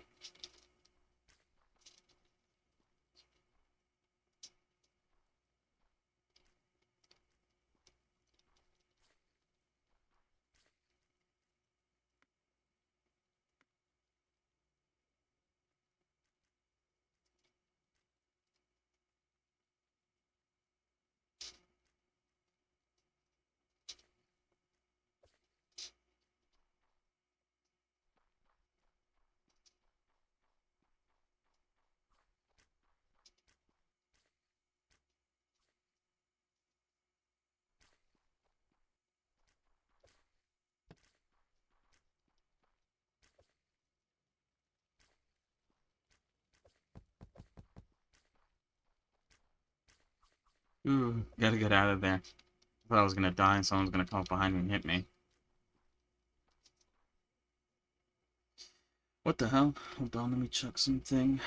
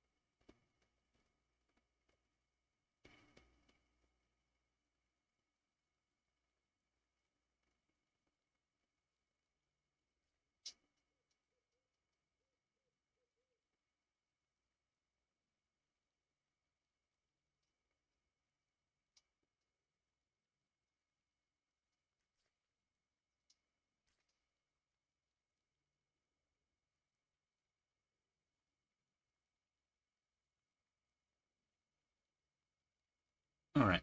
Sorry. I was distracted by... Oh wait, I guess we could check the board to see how we're doing on the clay scenario. All that's pretty stable. Dirt has gone down, obviously. Copper is going up. Logs have stabilized. Saplings have stabilized. Where's clay? That was today. Let's go over like a 20. Oh, holy shit. Fucking leaves have grown exponentially or whatever. How do I turn them off? I thought I'm turning them off. Oh, I am. Grass. Yeah, clay has dropped suddenly. I think it's because,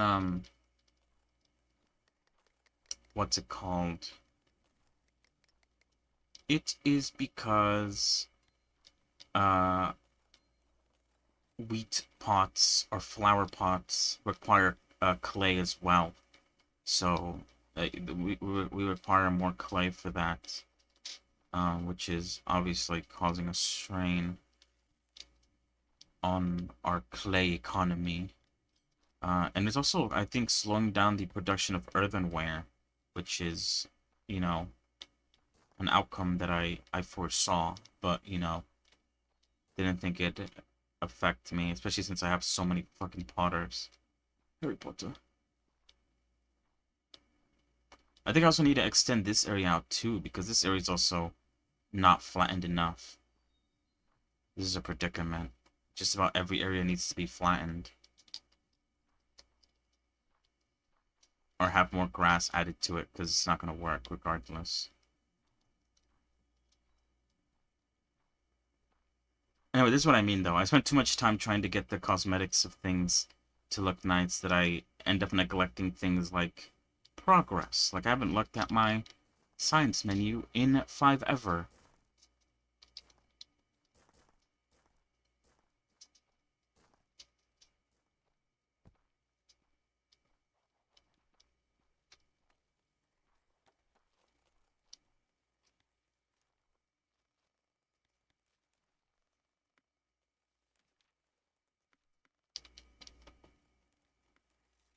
Alright, chicken meals. This unlocks a chicken farmer, a barley farmer, and a cabbage farmer.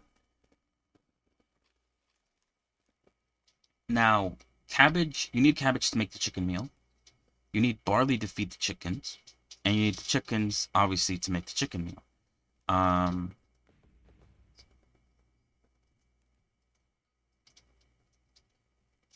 Oh, this requires the researcher. Oh. I thought I could get it after the chicken. That's why I was going for the chickens.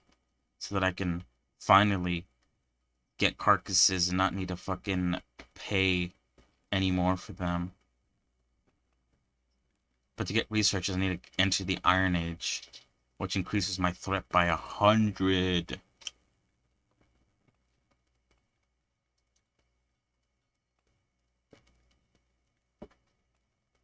I don't know. There's so much to do. And a lot of these people are, like, done. I feel like I need to, like, force them to do more work. Because otherwise I feel like they're just, like, wasting time.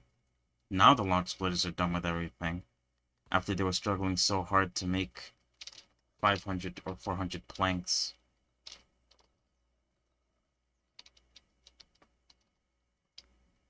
Oh, what the fuck?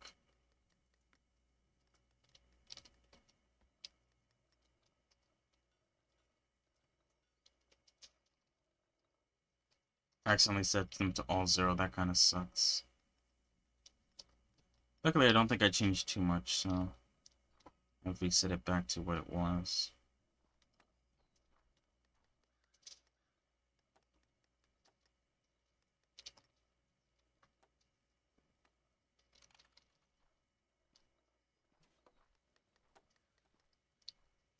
What was I gonna say, sorry? I think I'm gonna end it here for today, but before I end it...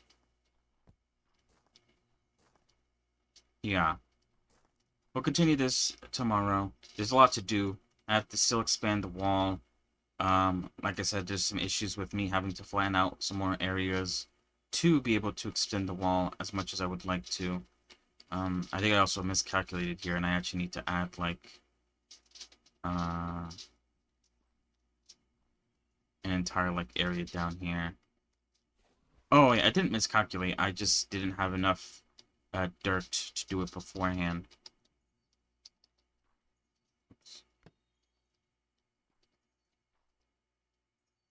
But now I do. Ooh, get away from me. Anyway, like I said, I will be ending the stream now. But, before I do...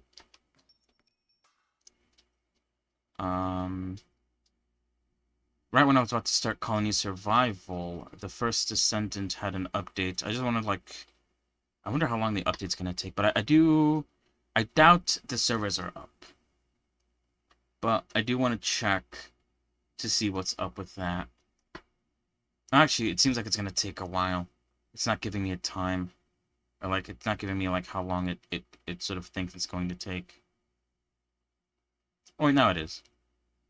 Oh, okay. A minute. 30 seconds. 10 seconds. Okay, never mind then. Oh, actually, no, wait. Is that gigs? Oh, okay, yeah, never mind. I think I will be ending it. I think that says that it's gonna take, it's patching, like, 34 gigs. Oh, maybe I should wait. It's not gonna take that long. I'm already at 1 gig. Okay, never mind. It's saying it could take up to, like, 10 minutes. And that time is fluctuating, like, up and down. Should I wait? Even if I wait, it's not like I'm gonna play it if the servers are up. So yeah, I'm just gonna call it. So yeah, thank you for coming along. Thank you for watching. Tomorrow we will do more Blender stuff. I need to figure out what we're gonna do. Like I said, we're kind of reaching the end of my sort of period of doing random shit before I begin making another character again. But I want to wait until after Zenless Zone Zero comes out so that I can, once I start the character, I could devote all my time to it and not sort of, I guess, be distracted by, you know, playing the game or whatever. So that's gonna happen Friday or Saturday or Sunday. So for the next coming tomorrow, Wednesday, for I guess 2 days, yeah, because Thursday I plan on playing Zenless all day. I need to figure out what I want to do for the next 2 days. So that's basically just going to be me looking for videos to potentially watch, me sort of brainstorming things to do. Maybe I'll do the GeoNode video tomorrow. I think that'd be a good idea, since I didn't, like, I wasn't in the mood to do it right now. Or today, I mean. But yeah, thank you for watching, and then afterwards, obviously, we'll play more Colony Survival, although tomorrow we're going to play the First Descendants, I believe. We'll check it out. I do like me a good looter shooter. This one's free. I assume it's going to be like, you know, live service, battle pass-esque type. I wonder how they're going to handle that with looter shooters. I've never seen a looter shooter with a sort of live service sort of deal to it, really. So we'll see. But yeah. Thank you for coming along. Thank you for watching. Hope you have a good rest of your evening, rest of your day. Have a good one. Goodbye.